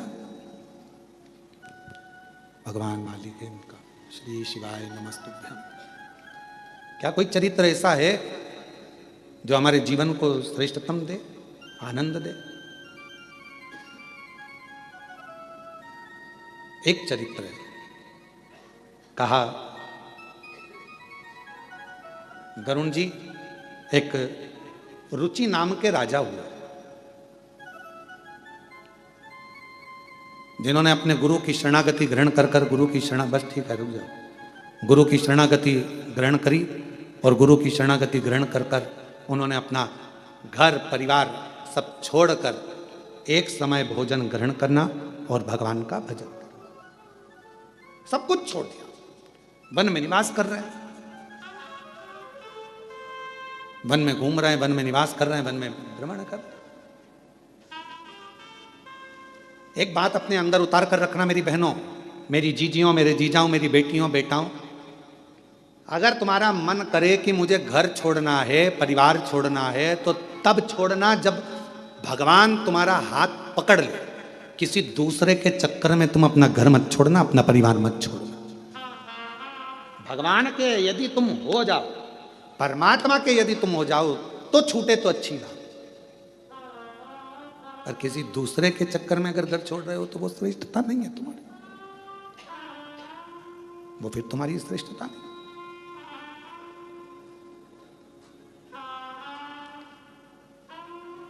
कथा कह रही है, भगवान का चरित्र कह रहा। एक रुचि नाम के राजा हुए, भगवान कृष्ण गरुण जी से कहते हैं कि वो रुचि नाम के राजा भ्रमण करते, वन में रहते, एक समय भोजन करते, भगवत भजन में डूबे रहते, स्मरण में डूबे रहते, मंत्र जाप में डूबे रहते। पर एक दिन वो एक वृक्ष के नीचे विश्राम कर रहे थे और उनके पूर्वज, उनके पितर उनके पास आकर खड़े हो गए और बोलने लगे कि तुम्हारा वंश नहीं बढ़ेगा तो हमारा तर्पण कैसे होगा?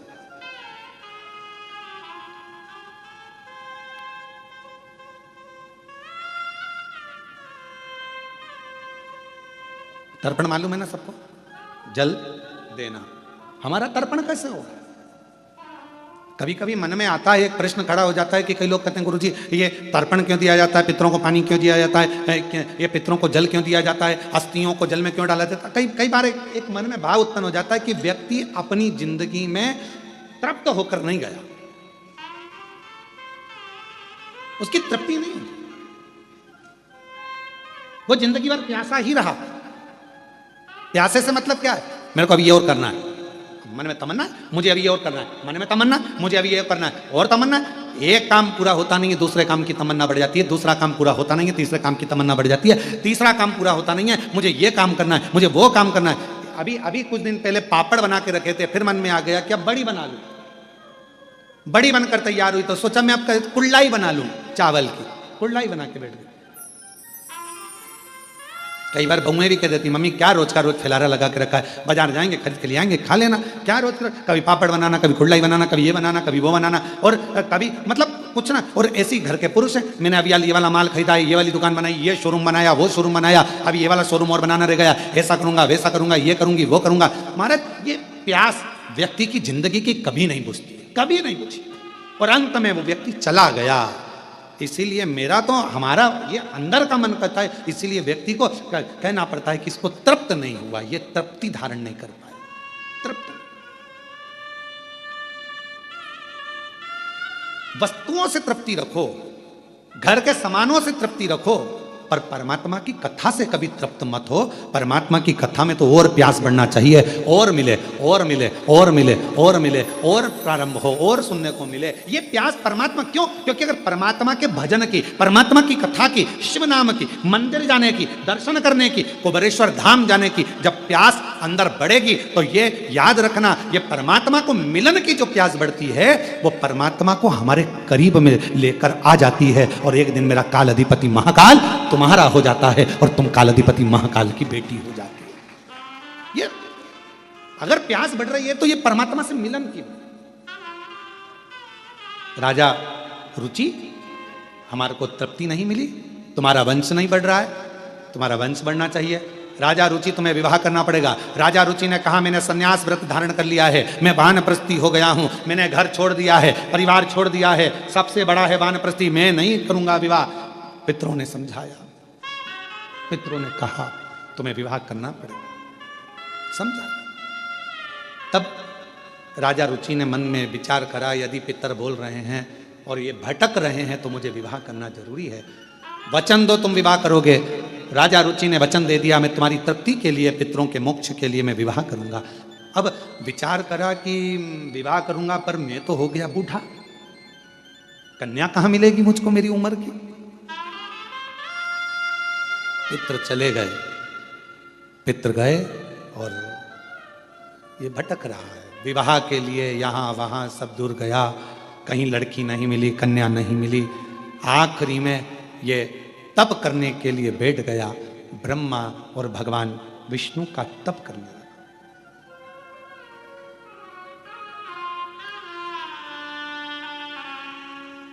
तप कर रहा। भगवान ब्रह्मा जी ने आकर कहा कि तुम्हें क्या चाहिए? एक कन्या नहीं मिल रही है विवाह के लिए। ब्रह्मा जी ने बोला ये लेखनी तो मैं लिख देता, परंतु ये लेखनी लिखने वाले तो स्वयं देवाधिदेव महादेव है।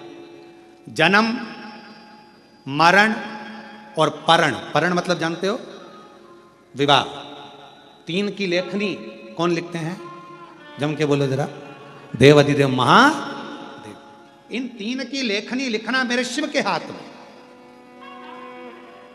अब राजा रुचि ने फिर तप किया भगवान विष्णु का। भगवान विष्णु आए, भगवान ने कहा क्या चाहिए मांगो। कहा प्रभु मेरे लिए कन्या ढूंढना है और मेरा विवाह करना है। भगवान नारायण बोले जन्म, मरण और परण, तीन तो शिव लिखते हैं, हम नहीं दे सकते। शंकर भगवान का तप किया।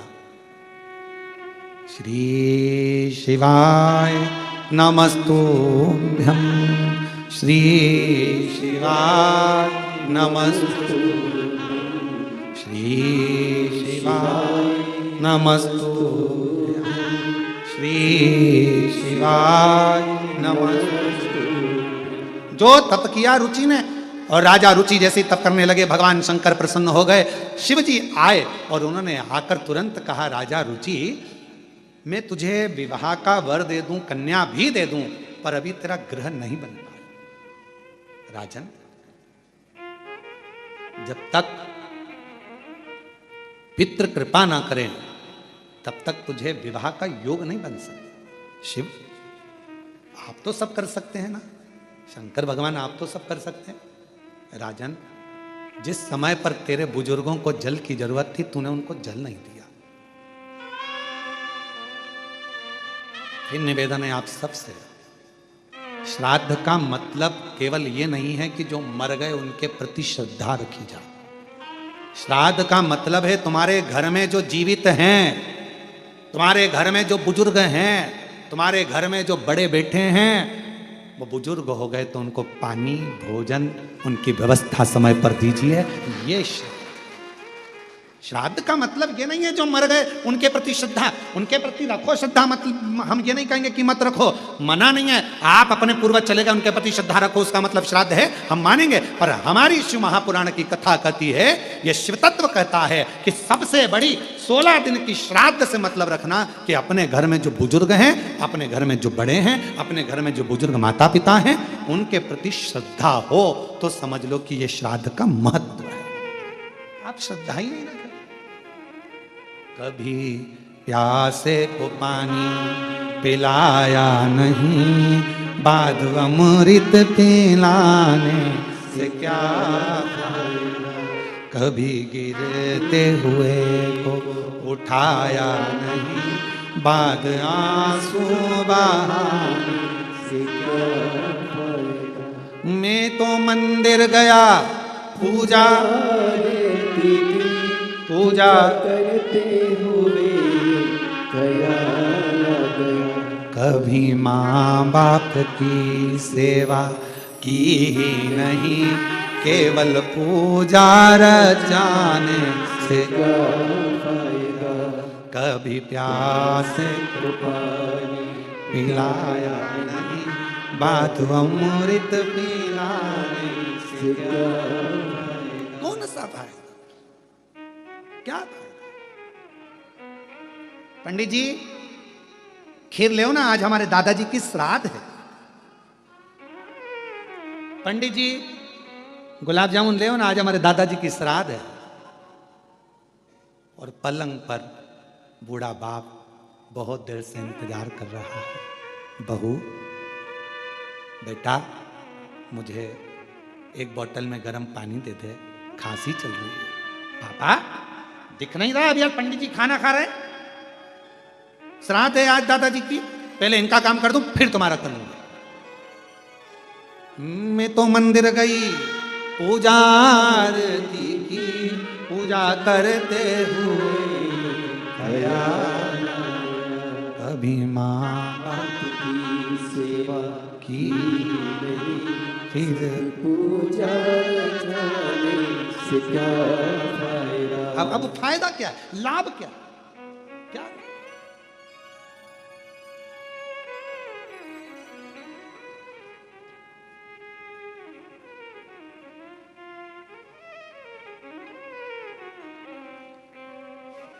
एक छोटी सी बात है, परंतु हो सकता है कि आप लोगों को बुरे भी लग जाए। हमारी बहुत पहले की बात है, बहुत पहले, लगभग 18 से 19 साल हो गए होंगे उस बात। श्राद्ध पक्ष चल रहा था और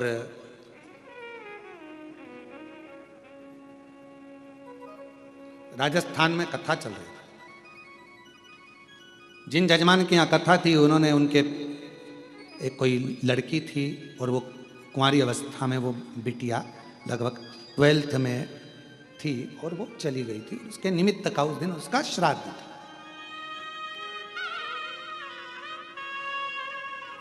यजमान परिवार से सूचना करी कि गुरुजी आज बेटी का श्राद्ध है और प्रसाद बना है, तो सब लोग प्रसाद पाएंगे, तो आप भी प्रसाद पाएंगे। हमने कहा कि यजमान को पहले हमारे पास भेजो और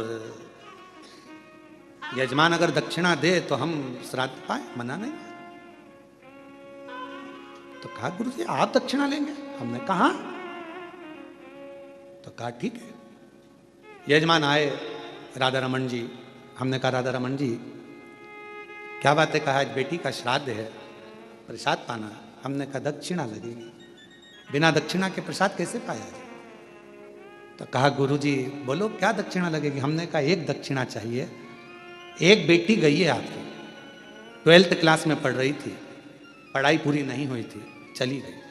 कोई एक गरीब की बेटी जो 12th में पढ़ रही हो, उसकी पढ़ाई को तुम उसकी कॉलेज तक का खर्चा तुम उठाओ, तो हम श्राद्ध पाना। ये हमारी दक्षिणा है। एक गरीब की बेटी अगर पढ़ने को तैयार बैठी है, शिक्षा चाहती है और उसके पास धन नहीं है, उसको तुम पढ़ाओ। तुम्हारी बेटी गई ना, उसको अपनी बेटी मानो, उसकी शिक्षा का खर्चा उठाओ, पढ़ाओ उसको अपना मानकर पढ़ाओ, शिक्षा का खर्चा दो उसका। कहा गुरुजी आंख में आंसू थे राधा रमन जी के और कहने लगे आज लगा कि मैंने बेटी का सही श्राद्ध किया है, आज लगा मैंने बेटी का सही श्राद्ध किया। मेरी बेटी गई, मैंने दूसरे की बेटी को पढ़ाऊंगा, उसका कॉलेज तक विद्या अध्ययन कराऊंगा, और अगर मुझे भगवान ने उस लायक बनाया तो एक दिन उस बेटी का कन्यादान भी मैं अपने हाथों से कर दूंगा। इसको कहते हैं कि तुमने अपनी बेटी की जगह बेटी को संभाला। केवल एक ब्राह्मण को भोजन करा देना, श्राद्ध का भाग निकाल देना, यह मूल नहीं है। मूल यह है कि किसी के चेहरे पर आपके द्वारा प्रसन्नता आ जाए। और आज मैं कहूंगा नारखेड़े जी, पाटिल जी, मेरे को बड़ी प्रसन्नता इस चीज की कि जिस बेटी को उन्होंने पढ़ाया, नमिता उसका नाम है, और वो आज पटवारी बन गई है और पटवारी बनकर पटवारी का जॉब कर रही है। और आप मानेंगे नहीं, नारखेड़े जी कभी योग लगेगा तो मैं उसको मिलवाऊंगा आपसे, उस नमिता बेटी से, कि जिन्होंने उस बेटी को पढ़वाया उसकी माँ नहीं थी, उसका बाप था केवल, और बाप दूसरे के यहाँ काम करता था। बेटी पढ़ गई, पिताजी के जो लड़का था 2-3 उसके बहुएं आ गई, पिताजी को रखा नहीं, तो वो जो दूसरे की बेटी थी उस बाप को अलग से मकान दिलाकर वो बेटी अपने पिता को वहां रख रही, जिसने पढ़ाया। ओरिजिनल बाप नहीं है, वो पिता नहीं है, पर उसका साथ दे। श्राद्ध किसको कहते हैं? श्राद्ध का मतलब क्या है? आज दुनिया के लोगों ने केवल सोशल मीडिया पर श्राद्ध को हंसी का पात्र बना रखा है। एक बहन फोन लगाकर कहे कौवे को निमंत्रण देती है, कौवा कहता है मैं व्यस्त हूं, ये श्राद्ध है? हमारे सनातन धर्म की हंसी उड़ाने के लिए श्राद्ध है? पंडित को खाना खाते हुए दिखाया जाता है, बहुत पेट वाला हंसता हुआ, क्या ये सोशल मीडिया पर श्राद्ध का परिचय? कौवों की टीम बैठी हुई है छत के ऊपर और उसको दिखा रहे कि ये श्राद्ध है। ये हमारा सनातन धर्म की हंसी है, इसको हम श्राद्ध नहीं कह सकते। श्राद्ध का मतलब है अपने घर में जो बुजुर्ग हैं, अपने घर में जो बैठे हैं, उनको दिल से आदर कर लो, सम्मान कर लो, तो ऊपर बैठे हुए बुजुर्ग स्वयं आशीर्वाद देना प्रारंभ कर देंगे, वर देना प्रारंभ कर देंगे। श्राद्ध का मूल ये। और अगर कोई हमको श्राद्ध में अगर बुला रहा है प्रसाद खाने के लिए, तो हमारी दक्षिणा याद रखना, हमारी दक्षिणा याद रखना। कि हमारी दक्षिणा क्या? वैसे भी दक्षिणा के मामले में हम बड़े प्रसिद्ध हैं, सोशल मीडिया पर हमारी दक्षिणा बहुत चलती है, पर हमारी दक्षिणा याद रखना कि हमें अगर श्राद्ध पक्ष में प्रसाद पवाना है, जिसको बुलाना है हम आने को तैयार है, पर शर्त यह है कि अगर बुजुर्ग के श्राद्ध में बुलाओगे तो एक बुजुर्ग को तुम्हें उसके मरते दम तक संभालना पड़ेगा। एक महिला के श्राद्ध में बुलाओगे तो एक बुजुर्ग महिला को, एक गरीबड़ी को, तेरे घर की बुजुर्ग महिला को तुझे संभालना पड़ेगा। ये दक्षिणा दे और संकल्प देना पड़ेगा। संकल्प अगर टूट गया तो समझ लेना तूने संकल्प किसको दिया? 12 ज्योतिर्लिंगों को। शिवर वाला महाराज केवल शंकर को भजता है, शिव का स्मरण करता है। इसलिए बड़ा सोचिए, केवल जो मर गए चले गए उनके प्रति श्रद्धा श्राद्ध नहीं है। श्रद्धा वो, श्राद्ध वो जो तुम्हारे घर में बैठे हैं, घर में रह रहे हैं, बुजुर्ग हैं, माता पिता हैं, चाहे अपने पति के माता पिता हों, चाहे पत्नी के माता पिता हों, जो हों उनका आदर होना चाहिए। क्योंकि श्राद्ध पक्ष में आप लोग कभी गया जी गए हो या पिंडदान करा हो तो उसमें 2 चीजें लगती है, एक पिता का पक्ष, एक माँ का पक्ष। इसलिए दोनों देखे जाते हैं। तुम्हारी पत्नी है तो उसका भी पक्ष देखा जाएगा, तुम्हारा पति है तो उसका भी पक्ष देखा। दोनों के माता पिता का आदर करिए, दोनों के माता पिता का सम्मान करिए, दोनों के आदर पूर्णता का भाव रखिए, आपको सुख मिलेगा, आनंद मिलेगा, पूर्णता का। पति सोचे कि मैं अपने माँ बाप का आदर करूं, पत्नी के माँ बाप का नहीं, और पत्नी सोचे मैं अपने माँ बाप का आदर करूं, पति के माँ बाप का नहीं, तो ये पूर्णता नहीं मानी गई। ये दोनों का आदर, दोनों का सम्मान।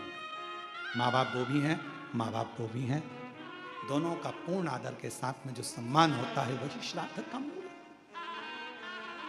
हम भटक रहे हैं।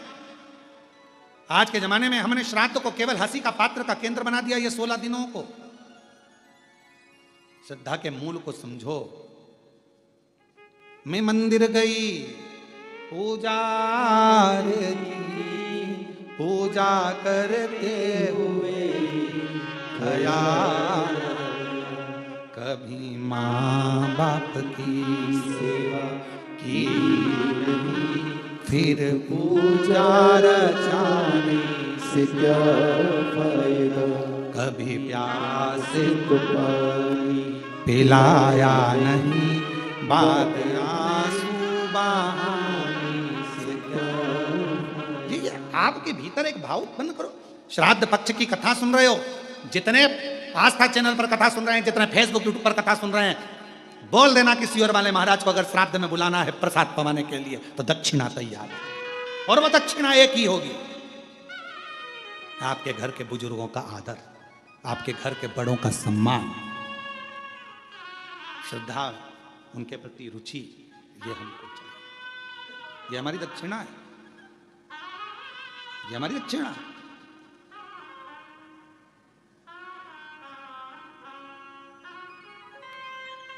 शिव तत्व को जानो। रुचि, शिव जी ने कहा रुचि तुमको क्या चाहिए? रुचि कहता है बाबा मेरा ब्याह करना है, शादी करना है। मैंने सुना है कि जन्म मरण प्रण तीन आपके पास में, आप विवाह कर सकते हैं। शिव जी ने कहा पर तुम्हारे पितृ तृप्त नहीं है। जब तुम्हें अपने पूर्वजों को पानी देना था, पिलाना था, तब तुम घर छोड़ गए। माता पिता तुम्हें ढूंढते रहे।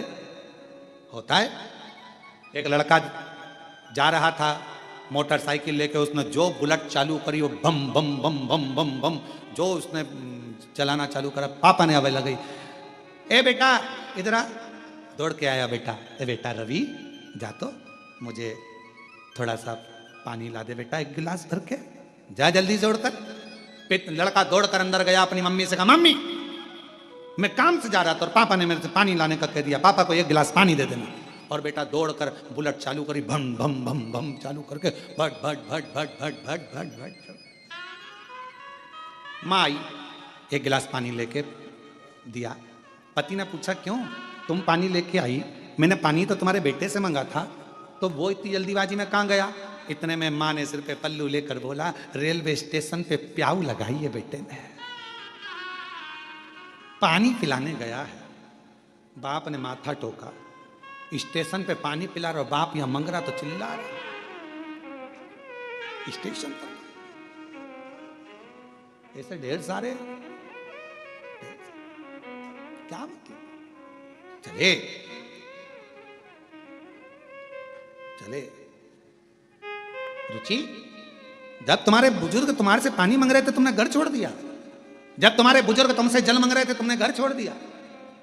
और अब कहते हो कि मैं तुमको कुछ दूं, तो तुम्हें उन बुजुर्गों को प्रसन्न करना पड़ेगा, तुम्हारे पितरों को तृप्त करना पड़ेगा। तृप्ति का कोई मूल साधन जिससे मेरे पितृ तृप्त हो जाए। हाँ, यदि श्राद्ध पक्ष के अंदर प्रदोष तिथि पड़े और श्राद्ध की प्रदोष के दिन यदि शाम के समय पर प्रदोष काल में एक 4 बत्ती का गाय के घृत का दीप लगाया जाए और 4 पितरों का स्मरण किया जाए।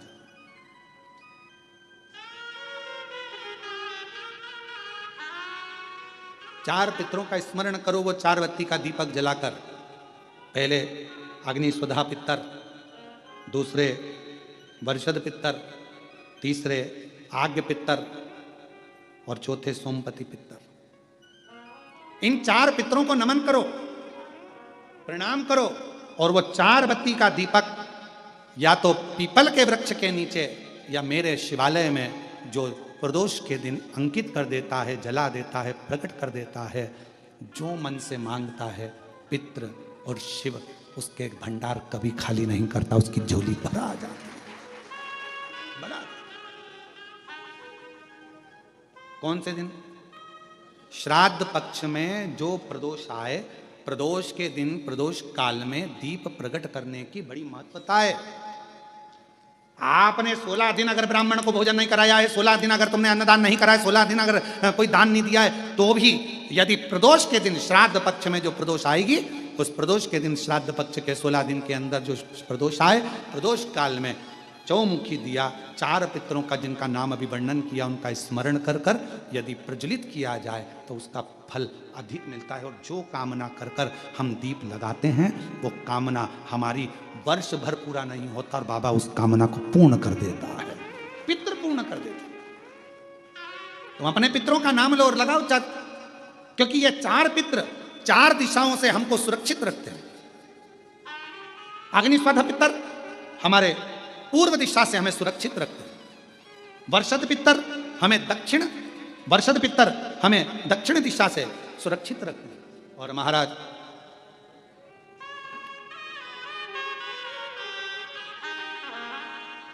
आग्नेय पितर ये हमें पश्चिम दिशा से सुरक्षित रखते हैं और सोमपति पितर ये हमें उत्तर दिशा से सुरक्षित रखते हैं। ये वो पितर हैं जिनका नाम लेकर यदि प्रदोष काल में, प्रदोष के दिन, श्राद्ध पक्ष में अगर दीप 4 बत्ती का घृत का लगाया जाता है, या तो शिवालय में या पीपल के वृक्ष के नीचे, अगर वहाँ नहीं लगा सकते तो तुलसी के पौधे के नीचे, उसके सामने, या बट वृक्ष के सामने, या आंवले के वृक्ष के सामने, या बेलपत्र के वृक्ष के सम्मुख में, कहीं पर भी अगर इस दीप को लगाया जाता है और शिव का नाम लेकर उसको प्रज्वलित किया जाता है तो पितृ और शिव आपका कार्य सफल जरूर करते हैं और रक्षा जरूर करते हैं। हम तो यहां तक कहेंगे, किसी को स्वप्न आते हो, स्वप्न में भय हो जाता है, बच्चा एकदम रोकर उठ जाता है, चिड़चिड़ा हो जाता है, व्यक्ति के अंदर द्वेष उत्पन्न होने लगता है, क्रोध आने लगता है, बहुत ज्यादा टेंशन है, डिप्रेशन है, मानसिक चिंता है, उसको हम कहेंगे इस दीप को जरूर जला, उसको लगाना चाहिए। पितरों का नाम लेकर, चारों पितरों का स्मरण कर कर राजा रुचि ने अपने पितरों के निमित्तार्थ ये कर्म किया। तभी इस कर्म को जैसे ही करा था, करते ही राजा रुचि को जो चाहिए था वो मिलने लगा। सामने से एक नदी के सम्मुख से एक स्त्री, सामने से एक सुंदर अप्सरा ब्रह्मलोचना निकल कर बाहर आई और जैसे ही आई पूछा राजा रुचि ने, तुम कौन हो?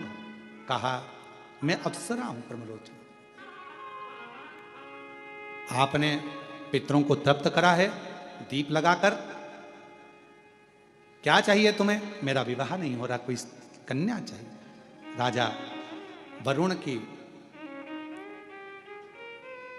पुत्र की पुत्री मालती, जो तुम्हें इसी स्थान पर, जहां तुमने शिव की आराधना करी है, शंकर की आराधना करी है, जहां तुमने पार्थिव बनाकर पूजन करा, इसी भूमि पर वो मालती का दर्शन होगा। उस मालती से तुम्हारा विवाह होगा और तुम्हारे घर में पुत्र रत्न की प्राप्ति होगी, तुम्हारा वंश बढ़ेगा और तुम्हारे पितृ हमेशा तुम्हें वर प्रदान करेंगे। बस वो मालती का प्राकट्य होता है और वरुण के पुत्र की पुत्री मालती का सम्मुख में आना, रुचि के साथ विवाह और दोनों का निवास करना। शास्त्र में भगवान कृष्ण गरुण से कहते हैं, गरुण पितृपक्ष में जो ये राजा रुचि की पवित्र कथा को श्राद्ध पक्ष के अंदर श्रवण करता है, भगवान कृष्ण कहते हैं ब्रह्मा, विष्णु, महेश और पितर उसकी झोलियां खुशियों से भर देते हैं। ऐसे राजा रुचि की कथा का वर्णन आता है। ये राजा रुचि की कथा है। राजा रुचि, पितृ केवल, कई लोग कहते पितृ का दोष लग गया। नाना भाई, लोग केवल वर्णन करते हैं। कई लोग कह देते हैं कि शंकर भगवान को नहीं भजोगे, शिव जी को जल नहीं चढ़ाओगे, एक दिन जल चढ़ाओगे, एक दिन नहीं चढ़ाओगे, शिव जी का शिवलिंग अगर घर में है पूजन नहीं करोगे तो दोष लग जाएगा, शंकर भगवान का दोष लग जाएगा। शिव कभी भी बद्दुआ नहीं देते। जैसे एक बाप, एक पिता अपने बेटा बेटी को कभी बद्दुआ नहीं देते। अगर चिल्लाकर बोल भी देंगे अपनी बेटी को, अपने बेटे को, तो बाद में उसको वर ही देंगे। है तो बेटी ही ना, है तो बेटा ही ना। मेरा शंकर भगवान कभी बद्दुआ नहीं देता, मेरा शिव कभी बद्दुआ नहीं देता, मेरा वो घरदानी कभी अपशब्द नहीं करता, वो तो वर देता। और महादेव नमन चरणों में, महादेव नमन, सब बोलिए सब, महादेव नमन चरणों में स्वीकार कीजिए, सबका किया है मेरा उद्धार कीजिए, उद्धार कीजिए। हे त्रिपुंडधारी, हे त्रिशूलधारी, हे त्रिपुंडधारी, हे त्रिशूलधारी। चरणों में तेरे बाबा जी पावन है चारों धाम, चरणों में तेरे बाबा जी पावन है चारों धाम। तेरी देव करते वंदना, पूजे हैं सीताराम। तेरी देव करते वंदना, पूजे हैं सीताराम। हो जाए पूरी कामना, हो जाए पूरी कामना, वरदान दीजिए, सबका किया है मेरा भी उद्धार कीजिए, उद्धार कीजिए। है त्रिपुंडधारी, है त्रिशूलधारी, है त्रिपुंडधारी, है त्रिशूलधारी। महादेव नमन चरणों में स्वीकार कीजिए, सबका किया है मेरा भी उद्धार कीजिए, उद्धार कीजिए। है त्रिपुंडधारी, है त्रिशूलधारी। बाबा इतनी करुणा करिए, इतनी दया करिए, दया। कोई कहे तुमसे कि तुम्हारे यहाँ पितृदोष लगा है, कोई कहे तुमसे तुम्हारे यहाँ काल सर्प दोष लगा है, कोई कहे तुमसे तुम्हारे यहाँ वास्तु दोष लगा है, कोई कहे तुमसे तुम्हारे कुल देवी देवता का दोष लगा है। एक काम करा करो, एक चावल का दाना घर से लेकर गए, 16 दिन श्राद्ध में जब से कथा सुनी है उसी दिन, उसी पल, उसी घड़ी या दूसरे दिन से प्रारंभ कर दो। कोई कहे पितृदोष है, कोई कहे काल सर्प दोष है, कोई कहे वास्तु दोष है। एक चावल का दाना श्राद्ध पक्ष में साथ लेकर जाओ, घर से 1 लोटा जल भर कर लेकर जाओ। पहले चावल का दाना शिव जी को समर्पित कर दो, उसके बाद 1 लोटा जल धीरे धीरे बाबा का मंत्र उच्चारण करते हुए पंचाक्षर, षडाक्षर या श्री शिवाय नमस्तुभ्यम बोलते हुए और अपना गोत्र बोलकर, नाम बोलकर जल समर्पित करना प्रारंभ करो। धीरे धीरे आपको खुद लगेगा कि मेरे घर का सारा दोष समाप्त हो गया है, सारा दोष, सारा दोष समाप्त। पितृपक्ष में जितना शिव की आराधना कर सकते हो, नवरात्रि में जितनी शंकर की आराधना कर सकते हो उतनी करो। शंकर की आराधना करने से नवरात्रि में शक्ति का बल बढ़ता है, शक्ति का। क्यों गुरुजी नवरात्र में शंकर जी की आराधना क्यों करना चाहिए? हमने कहा अगर माता रानी से जो मांगना है तुम्हें, अगर तुमने नवरात्र में शिव जी की आराधना करिए, शंकर की कथा सुनिए, शंकर की आराधना करिए, शिव स्तुति करिए, शंकर को 1 लोटा जल चढ़ाया, मां आद्य शक्ति तुम्हारे पर कृपा करेगी। क्यों? क्योंकि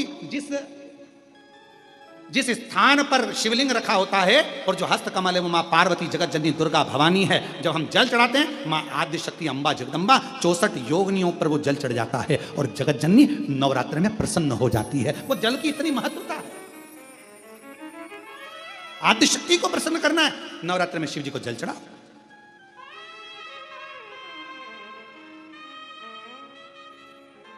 कोई बेटा बेटी है, कोई एग्जाम दे रहे हैं, कंपटीशन एग्जाम में बैठ रहे हैं, सर्विस के लिए जा रहे हैं, नौकरी के लिए जा रहे हैं, नौकरी नहीं लग रही है, हम कहेंगे लाल पुष्प की पत्तियों को प्रत्येक किसी भी नवरात्रि के अंदर, नवरात्रि के अंतर्गत 9 दिन का तुम नियम बना लो। जैसे कई माताओं का नियम रहता है, मेरा व्रत है, मैं दूध पर 1 गिलास दूध पर व्रत करूंगी, मैं नंगे पैर चलूंगी, मैं ये व्रत करूंगी, मैं व्रत करूंगी। मैं बेटा बेटियों से कहूंगा, नवयुवक बच्चों से कहूंगा, अगर आप कंपटीशन एग्जाम में बैठ रहे हो, अपनी पूरी मेहनत करो, पूरा परिश्रम करो, रात दिन एक करो और लगे रहो। और 9 दिन तक नवरात्रि में 9 लाल फूल की 9 पंखड़ियां या 9 कोई भी चावल लाल कलर में कर कर, कुंकू में कर कर, अगर माँ जगत जननी के मंदिर में नहीं जा सकते, माँ भीड़ रहे, तो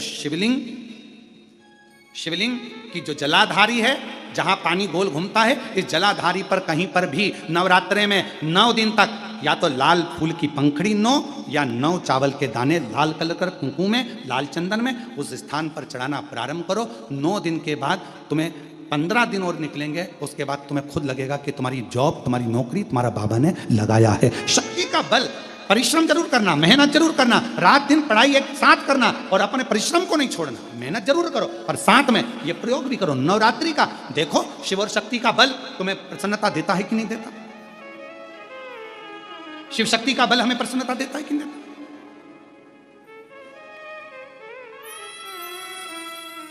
अब कई लोग ऐसे होते हैं, हम नवरात्रि आई है, माता रानी को भज रहे हैं, जगत जननी दुर्गा भवानी को भज रहे हैं, पर शिव जी के मंदिर तक नहीं जा रहे, समय नहीं मिल रहा मंदिर जाने का, क्योंकि माता जी के मंदिर जाते हैं, माता जी को प्रणाम। अरे उस शंकर को पहले भजो, सुबह उठते से पहला 1 लोटा जल शिव को, क्योंकि उसी के माँ जगत जननी हस्तकमल पर जल जाना जरूरी है। शंकर का चढ़ा वो हमें फल प्रदान करे, सुख दे, आनंद का।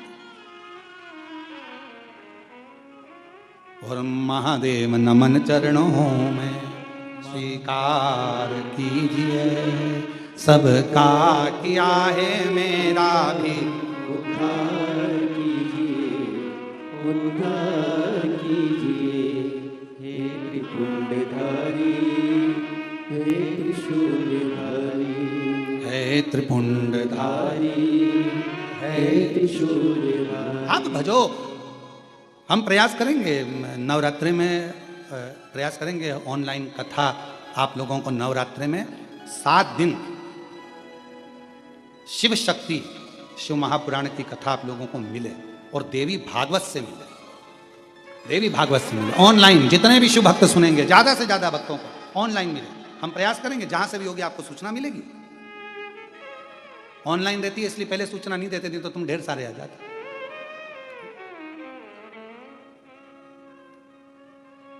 जहां से भी होगी नवरात्रि में मां जहां पर कृपा कर देगी और जहां मेरे शिव जी की कृपा हो जाएगी, तो नवरात्रि के 7 दिन जहां से भी सुनने को मिल जाएगी, सुनेंगे, आनंद लेंगे।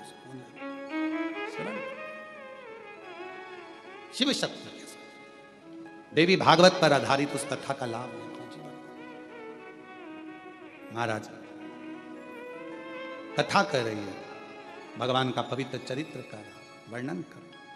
तो पितृपक्ष में प्रदोष के दिन 16 श्राद्ध में जो पितृपक्ष चल रहा है, 16 श्राद्ध चल रहे हैं, इसके अंदर जो प्रदोष आए, उस प्रदोष के दिन प्रदोष काल में एक चौमुखी दिया, 4 बत्ती का दिया, गाय के घी का, या तो पीपल का वृक्ष हो, बेलपत्र वृक्ष हो, या आंवले का वृक्ष हो, या बट वृक्ष हो, या तुलसी का क्यारा हो, या शंकर का शिवालय हो, कहीं पर भी शाम के समय प्रदोष काल में अवश्य लगाएं।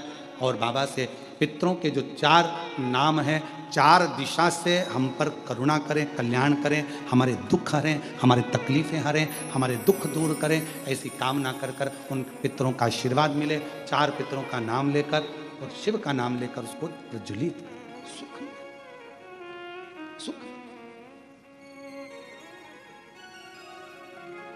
आनंद की अनुभूति। शिव तत्व की प्राप्ति का केंद्र बिंदु है। कोई कहे तुमसे कि महाराज हमको ये दोष, अरे क्या दोष, शिव हैं, भगवान शंकर हैं।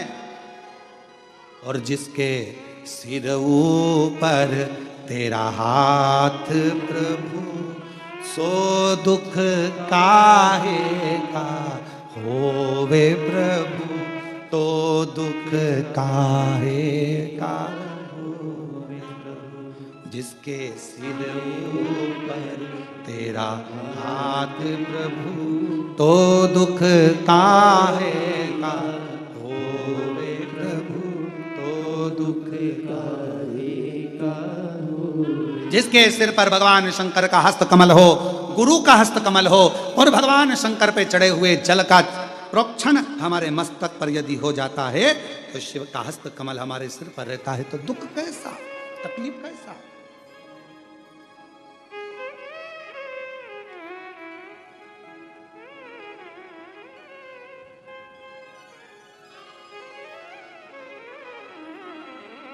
एक माताजी ने पूछा, क्यों गुरुजी अगर कोई बंधन में हो और बंधन से मुक्त करना हो तो क्या करें? शंकर भगवान के 11 शिव मंदिरों में जाइए, 11 रुद्र का नाम लेकर एक एक देव सौदा। जय श्री कृष्णा।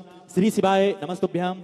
पूज्य गुरुदेव का आगमन हो चुका है। पूज्य गुरुदेव व्यासपीठ पर मंचासीन हो चुके हैं। आप सभी की तरफ से, आप सभी की ओर से व्यासपीठ को नमन करते हुए, प्रणाम करते हुए, हम सबके प्रिय, हम सबके लाडले ठाकुर कल्लू जी महाराज के पावन चरणों को नमन करते हुए, प्रणाम करते हुए, परम पूजनीय, परम आदरणीय, विश्वविख्यात पूज्य गुरुदेव के पावन चरणों को नमन करते हुए, प्रणाम करते हुए, दंडवत करते हुए, और आप सभी शिव भक्तों के पावन चरणों को प्रणाम करते हुए, दंडवत करते हुए, और सुंदर आज हम सभी पूज्य गुरुदेव के पावन सानिध्य में द्वितीय दिवस की कथा श्रवण करेंगे। उससे पहले यजमान परिवार द्वारा पूज्य गुरुदेव का स्वागत का क्रम चालू है, और हमारे बीच में श्री विष्णु जी महाराज काशी वाले, भरत जी शास्त्री जी महाराज कृष्णेश्वर वाले पधारे हैं। आपसे निवेदन रहेगा, आप बड़े ही आदर और सम्मान से मंच पर पधारें, व्यासपीठ का पूजन करें और पूज्य गुरुदेव से आशीर्वाद प्राप्त करें। श्री प्रणिल जी हर्षदा बंजारे जी, आपसे भी निवेदन रहेगा, आप भी बड़े ही आदर और सम्मान से मंच पर पधारें, व्यासपीठ का पूजन कर कर पूज्य गुरुदेव से आशीर्वाद प्राप्त करें। और सुंदर पूज्य गुरुदेव के पावन सानिध्य में हम सभी ऑनलाइन कथा अपने घरों से श्रवण कर रहे हैं। 12वें ज्योतिर्लिंग बाबा कृष्णेश्वर महादेव के पावन चरणों में बैठकर हम सभी को पूज्य गुरुदेव के पावन सानिध्य में सुंदर 7 दिवसीय श्री शिव महापुराण की अलौकिक दिव्य कथा श्रवण करने का सुंदर सौभाग्य प्राप्त हुआ। और देखिए, जैसा कि आप सभी को ज्ञात है, पूज्य गुरुदेव के पावन सानिध्य में कुबरेश्वर धाम से, जो कि नित्य प्रतिदिन रुद्राक्ष वितरण भी चलता है। सुबह 10 बजे से शाम 5 बजे तक पूज्य गुरुदेव के पावन सानिध्य में नित्य प्रतिदिन सुचारू रूप से रुद्राक्ष वितरण भी चलता है। देखिए, सीहोर का रुद्राक्ष ना ही तो ऑनलाइन भेजा जाता है और ना ही कुरियर करा जाता है। देखिए, कोई भी अगर आपसे कहे कि हम सीहोर का रुद्राक्ष या कुबरेश्वर धाम का रुद्राक्ष आपके घर भिजवा सकते हैं या आपको कुरियर हम करवा सकते हैं, तो देखिए ऐसी बातों पर आप कोई भी भक्त ध्यान ना दे। देखिए, जो भी भक्त कुबरेश्वर धाम की पवित्र भूमि तक पहुंचता है, उन्हीं भक्तों को बाबा कुबेर भंडारी के पावन चरणों से रुद्राक्ष प्राप्त होता है। और देखिए, जो भी भक्त अपनी मन की मनोकामनाएं लेकर बाबा कुबेर भंडारी के पावन चरणों तक पहुंचते हैं, उन्हीं भक्तों को मात्र एक व्यक्ति को एक ही रुद्राक्ष प्राप्त होता है। अगर आपसे कोई भी कहे कि हम सीहोर का रुद्राक्ष, कुबरेश्वर धाम का रुद्राक्ष ऑनलाइन भेज सकते हैं या आपके यहाँ पे कुरियर कर सकते हैं, तो ऐसी बातों पर आप ध्यान ना दें, क्योंकि बाबा कुबेर भंडारी के पावन चरणों से ही हम सभी को रुद्राक्ष प्राप्त होता है। जो भी भक्त कुबरेश्वर धाम तक पहुंचते हैं, उन्हीं भक्तों को रुद्राक्ष प्राप्त होता है। तो देखिए, आप सभी को ज्ञात है, पूज्य गुरुदेव के पावन सानिध्य में नित्य प्रतिदिन सेवा के प्रकल्प जो कि सुचारू रूप से चालू रहते हैं, जिसमें बड़ी भोजनशाला भी नित्य प्रतिदिन सुचारू रूप से चालू रहती है, जिसमें कि लाखों सैकड़ों भक्त नित्य प्रतिदिन भोजन प्रसादी का लाभ लेकर अपने जीवन को कृतार्थ में करते हैं, आनंद में करते हैं। और सुंदर श्राद्ध पक्ष में पितरों के निमित्त आप भी अपनी सुंदर सी योग राशि समर्पित कर सकते हैं। और देखिए, श्राद्ध पक्ष में हम सभी को बाबा कृष्णेश्वर महादेव के पावन चरणों में बैठकर सुंदर पूज्य गुरुदेव के पावन सानिध्य में सुंदर कथा श्रवण करने का सुंदर सौभाग्य प्राप्त हुआ। इससे बड़ा सुंदर सौभाग्य हमारा नहीं हो सकता कि हम सभी को पूज्य गुरुदेव के पावन सानिध्य में सुंदर कथा, वो भी 12वें ज्योतिर्लिंग बाबा कृष्णेश्वर महादेव के पावन चरणों में बैठकर ऑनलाइन कथा श्रवण करने का सुंदर सौभाग्य प्राप्त हुआ। और देखिए, पूज्य गुरुदेव के पावन सानिध्य में जो कि सेवा के प्रकल्प, सेवा के कार्य नित्य प्रतिदिन कुबरेश्वर धाम पर सुचारू रूप से चालू रहते हैं। उन सभी सेवा के कार्यों में जिन भक्तों ने, जिन दानदाताओं ने अपनी सुंदर सी योग राशि समर्पित की, उन सभी पुण्यचारी पावनचारी दानदाताओं के नाम कुछ इस प्रकार। श्री हरेंद्र जी ओझा कोलकाता से 501 रुपए की सुंदर सी योग राशि आपने समर्पित की, बहुत बहुत धन्यवाद। श्री कमलाकर जी कर्नाटक से 5001 रुपए की सुंदर सी योग राशि आपने समर्पित की, बहुत बहुत धन्यवाद। उत्तम कुमार साहू जी छत्तीसगढ़ से 1100 रुपए की सुंदर सी योग राशि आपने समर्पित की, बहुत बहुत धन्यवाद। शिव कुमार सिसोदिया जी विदिशा मध्य प्रदेश से 1000 रुपए की सुंदर सी योग राशि आपने समर्पित की। सुभाष ललिता जी गुरुग्राम हरियाणा से सुंदर 1001 रुपए की सुंदर सी योग राशि आपने समर्पित की, जो कि सेवा के प्रकल्प, सेवा के कार्य पूज्य गुरुदेव के पावन सानिध्य में चलते हैं। उन सभी सेवा के प्रकल्पों में, उन सभी सेवा के कार्यों में सुंदर सी योग राशि आपने समर्पित की, बहुत बहुत धन्यवाद। श्री ललिता प्रमोद जी सूरत गुजरात से 5001 रुपए की सुंदर सी योग राशि आपने समर्पित की, बहुत बहुत धन्यवाद। अरुण जी लोखंडे कल्याण से 501 रुपए की सुंदर सी योग राशि आपने समर्पित की। बीना जी लुधियाना से 501 रुपए की सुंदर सी योग राशि आपने समर्पित की। मोहिनी जी जनार्दन ठाणे से 501 रुपए की सुंदर सी योग राशि आपने समर्पित की, बहुत बहुत धन्यवाद। पूनम जी गुप्ता बेंगलोर से 501 रुपए की सुंदर सी योग राशि आपने समर्पित की। ममता अनिल राठौर जी इंदौर मध्य प्रदेश से 1001 रुपए की सुंदर सी योग राशि आपने समर्पित की, बहुत बहुत धन्यवाद।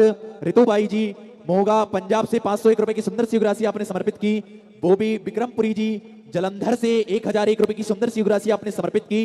दीपिका वैष्णव जी कंकरौली से 1001 रुपए की सुंदर सी योग राशि आपने समर्पित की। शिव कुमारी देवी जी लखनऊ उत्तर प्रदेश से 1100 रुपए की सुंदर सी योग राशि आपने समर्पित की। विशाल जी वर्मा कल्याण से 501 रुपए की सुंदर सी योग राशि आपने समर्पित की। तरुण जी झा मुंबई से 1101 रुपए की सुंदर सी योग राशि आपने समर्पित की। सुंदर सी योग राशि आप सभी भक्तों ने समर्पित की। और जो भी भक्त अपनी सुंदर सी योग राशि समर्पित करना चाहते हैं, तो वे टीवी स्क्रीन पर श्री विठलेश सेवा समिति के 2 अकाउंट नंबर चल रहे हैं, एक्सिस बैंक का और सेंट्रल बैंक ऑफ इंडिया का। दोनों भी अकाउंट में से किसी भी अकाउंट में अपनी सुंदर सी योग राशि भेजकर अपने नाम की रसीद आप व्हाट्सएप पर प्राप्त कर सकते हैं। आइए सीधे व्यासपीठ की शरण में चलते हैं। पूज्य गुरुदेव के पावन सानिध्य में सुंदर आज हम सभी दूसरे दिवस की कथा श्रवण करेंगे। जय जय श्री राधे, हर हर महादेव, श्री शिवाय नमस्तुभ्यम।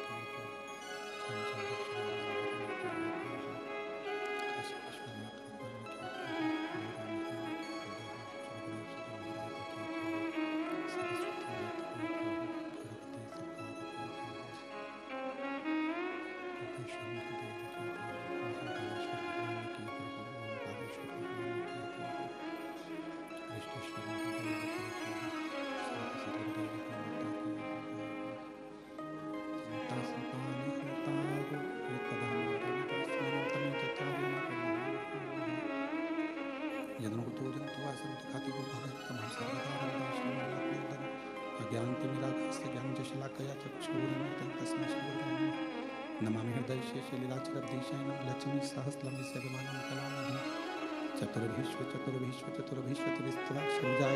स्वपञ्चतः पितये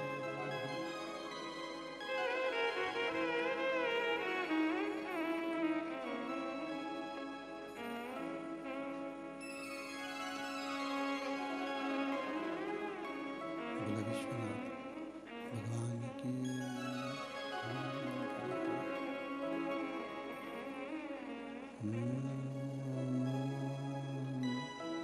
नमः शिवाय नमः शिवाय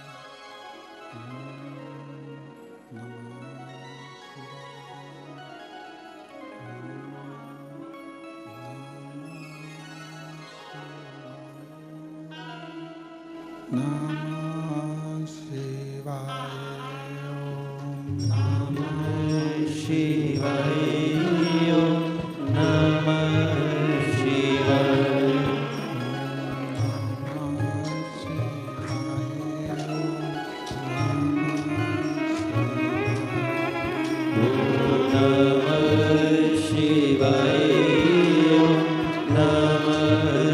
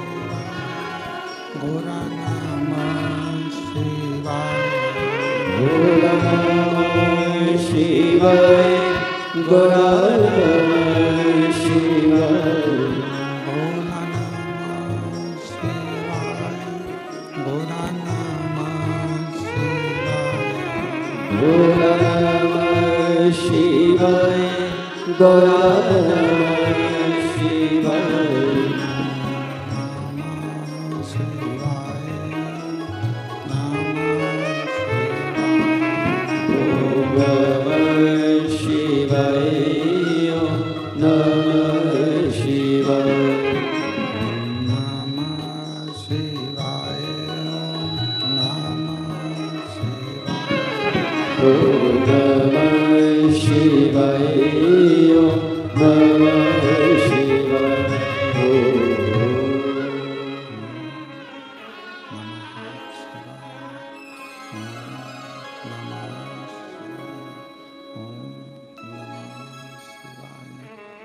विश्वनाथ भगवान की जय, महाकालेश्वर भगवान की जय, ओंकारेश्वर भगवान की जय, कृष्णेश्वर महादेव की जय, हरेश्वर महादेव की जय।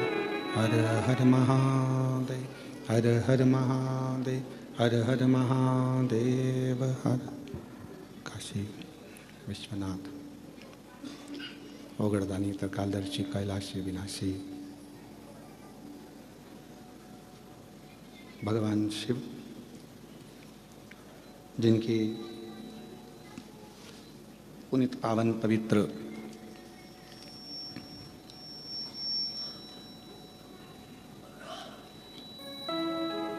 शिव महापुराण की कथा